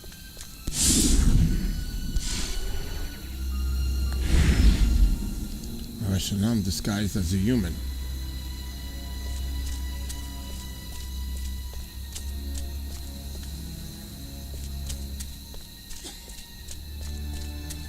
Oh shit, but it's running out. What's up with that? Why am I looking like that? Is it running out?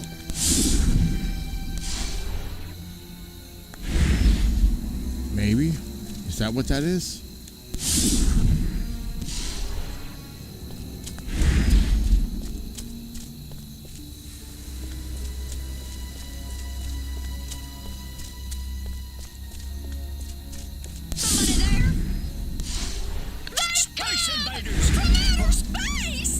Somebody caught me.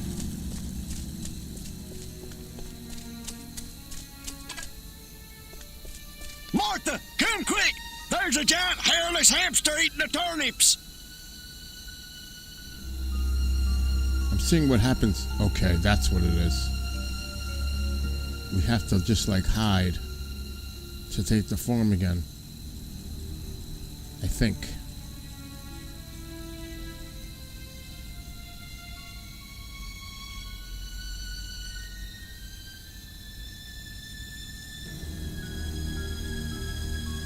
I'm seeing if after this is over, if he comes back to a human form.